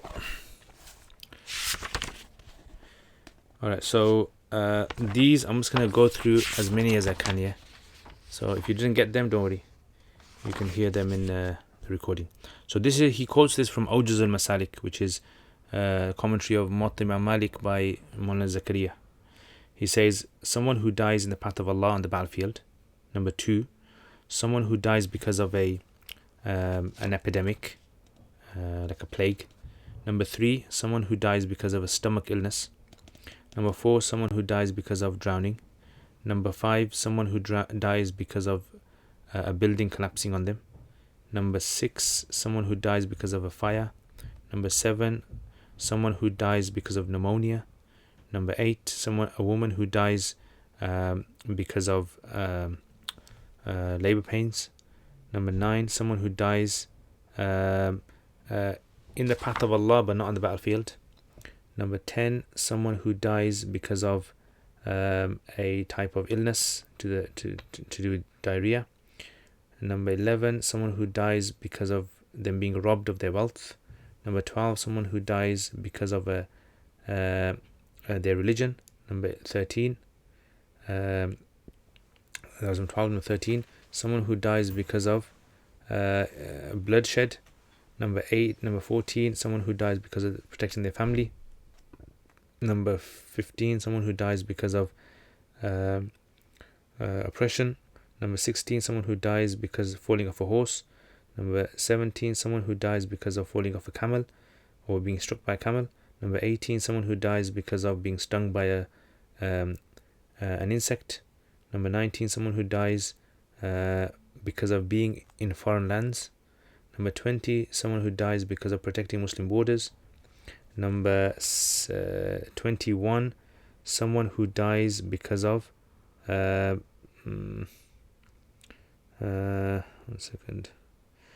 suffocation. Number 22, someone who dies because a wild beast gorged them. Number 23, someone who dies because of falling off a mount. Number 24, someone who dies in dies due to seasickness. Number 25, someone who dies asking Allah for shahada and dies a natural death. Number 26, someone who dies falling off a mountain. Number 27, someone who dies because they stayed in a city where there was a plague outbreak. So they didn't die because of a plague, but they had to stay there. Number 28, someone who dies because of a fever. Number 29, someone who dies because of being imprisoned unjustly. Number 30, someone who dies out of love for someone. Yeah, so they love someone and they died because of that. Number 31, someone who died because of seeking knowledge. Number 32, someone who died because of being imprisoned by the leader unjustly. Number 33, someone who died on their horse, protecting the Muslims. Number 34, someone who died because of being afflicted by evil eye. Number 35, someone who died because of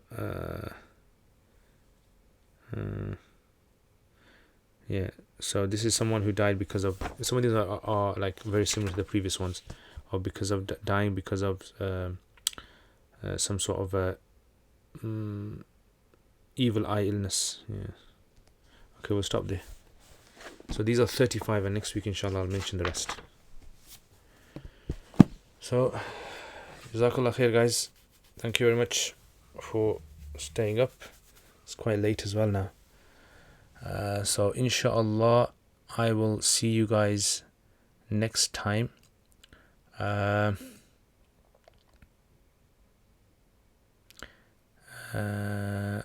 Would you recommend Ustad Yusuf Mullah Arabic course? I've heard it's very good. Yeah, I haven't really kind of checked out his courses, but I know a few people who've done his courses, but they found them too intense. So some people did his course and they did my course after that. So they found his one quite intense. But I mean, I don't know. I haven't checked him out. Favorite steak, favorite Krispy Kreme. I think it's 12:20 by, and you're asking favorite. So I'm sure got to go sleep, getting late. Jazakallah khair. I mean, Jazakallah khair. Alright guys, so Jazakallah khair, thank you very much. So did you guys enjoy today the comments on the site, so all of you can see the comments? Yeah, did you enjoy that? And the scrolling, writing on the bottom. Yeah, what do you guys think of it? And what do you guys think of the new camera? So can you see the effect of this? This is a new camera I bought today. It's a computer camera, so it's for live streaming. It's because I can't use my other camera because it's just too heavy for the it's I've been testing it all day, so hopefully it's been working quite well, I think. And you guys let me know what you guys think. And is there anyone that's new here today? So shout out if you're new here today. Yeah, tell me if you're new. I know, where's the Americans? Americans, where are you? Sharif, I saw Sharif here early on. Yeah, Sharif's here. Who else? Alhamdulillah, alhamdulillah. No, Jazakallah khair. And yeah, I mean, I enjoy answering all your questions. If it's something which is out of my league, then I'll just tell you guys. Yeah, so alhamdulillah. I think when people watch the videos later on and they can see the questions without having to look at the chat, I think it makes it more enjoyable for them, more easier to kind of follow as well.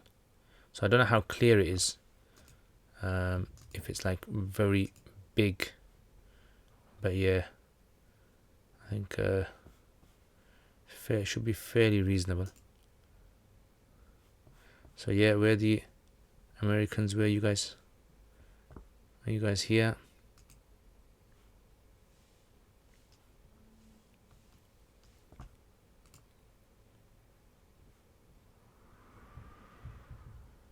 Yeah, I mean, what motivates is you guys. Alhamdulillah, alhamdulillah. Yes, you guys. I mean, the main thing is, look, if the thing that I've studied and the thing that I'm passionate about, if I can help other people with it, then I think that is something which I'm very happy to try and do. Yeah, and that's the main thing. And you know, we're not going to live for very long, are we? So you're saying the writing small. So let me try to make it a bit bigger.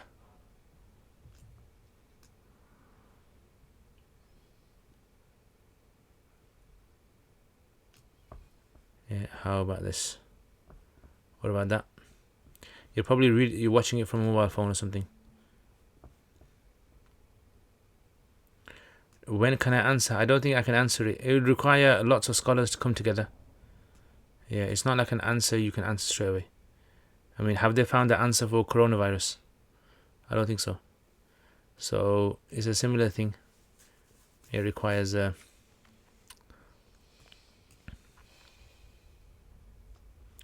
even bigger than that. America, mashallah, Abdul's from America. Let's just try a bit more then. Then I have to move my face in it, I think. See, I gotta move myself a bit there just to get the balance right. Okay, so what about that? Is that better?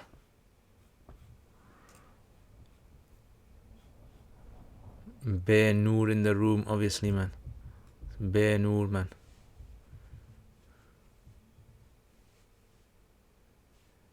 Jersey, mashallah, mashallah. Ahlan wa sahlan. New Jerseys. Are you not tired, Musab? Yes, I am tired. Very. Okay, mashallah, Bare Noor. Yeah, on the mobile. Size is fine, alhamdulillah. What should we do if coronavirus comes to Birmingham Islamically? Durud. if coronavirus comes to Birmingham, please don't come to my house, and don't come to Sofa. Yeah, please stay away. Run off somewhere. Go to Aston Park. Go to, I don't know, Smallheath Park somewhere. Hide under a tree. Assalamu alaikum. Book did you just read from? So that was a commentary of Tirmidhi. One type of shaheed is dying from illness like the coronavirus. Yeah, it could be. Definitely. Good point. This size is good, yeah? Okay, so maybe next week I'll have it this size.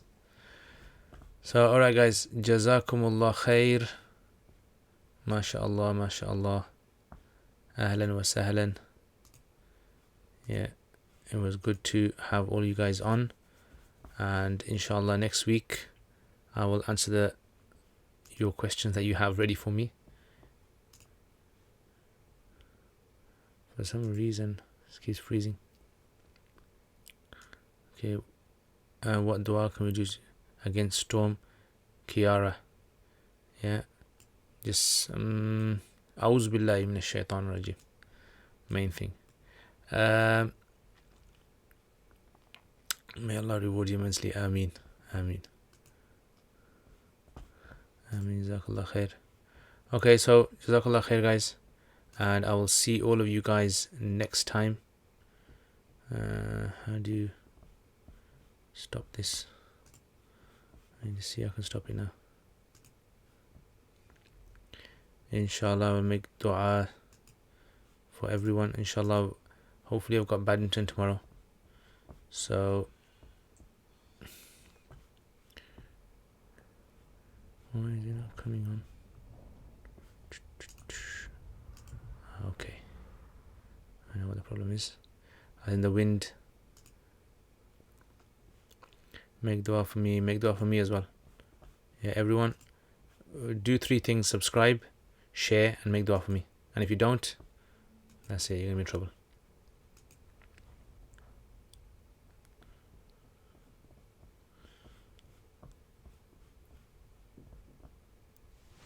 Alright, so Jazakumullah khair, and I will see you guys next time. Assalamu alaikum wa rahmatullahi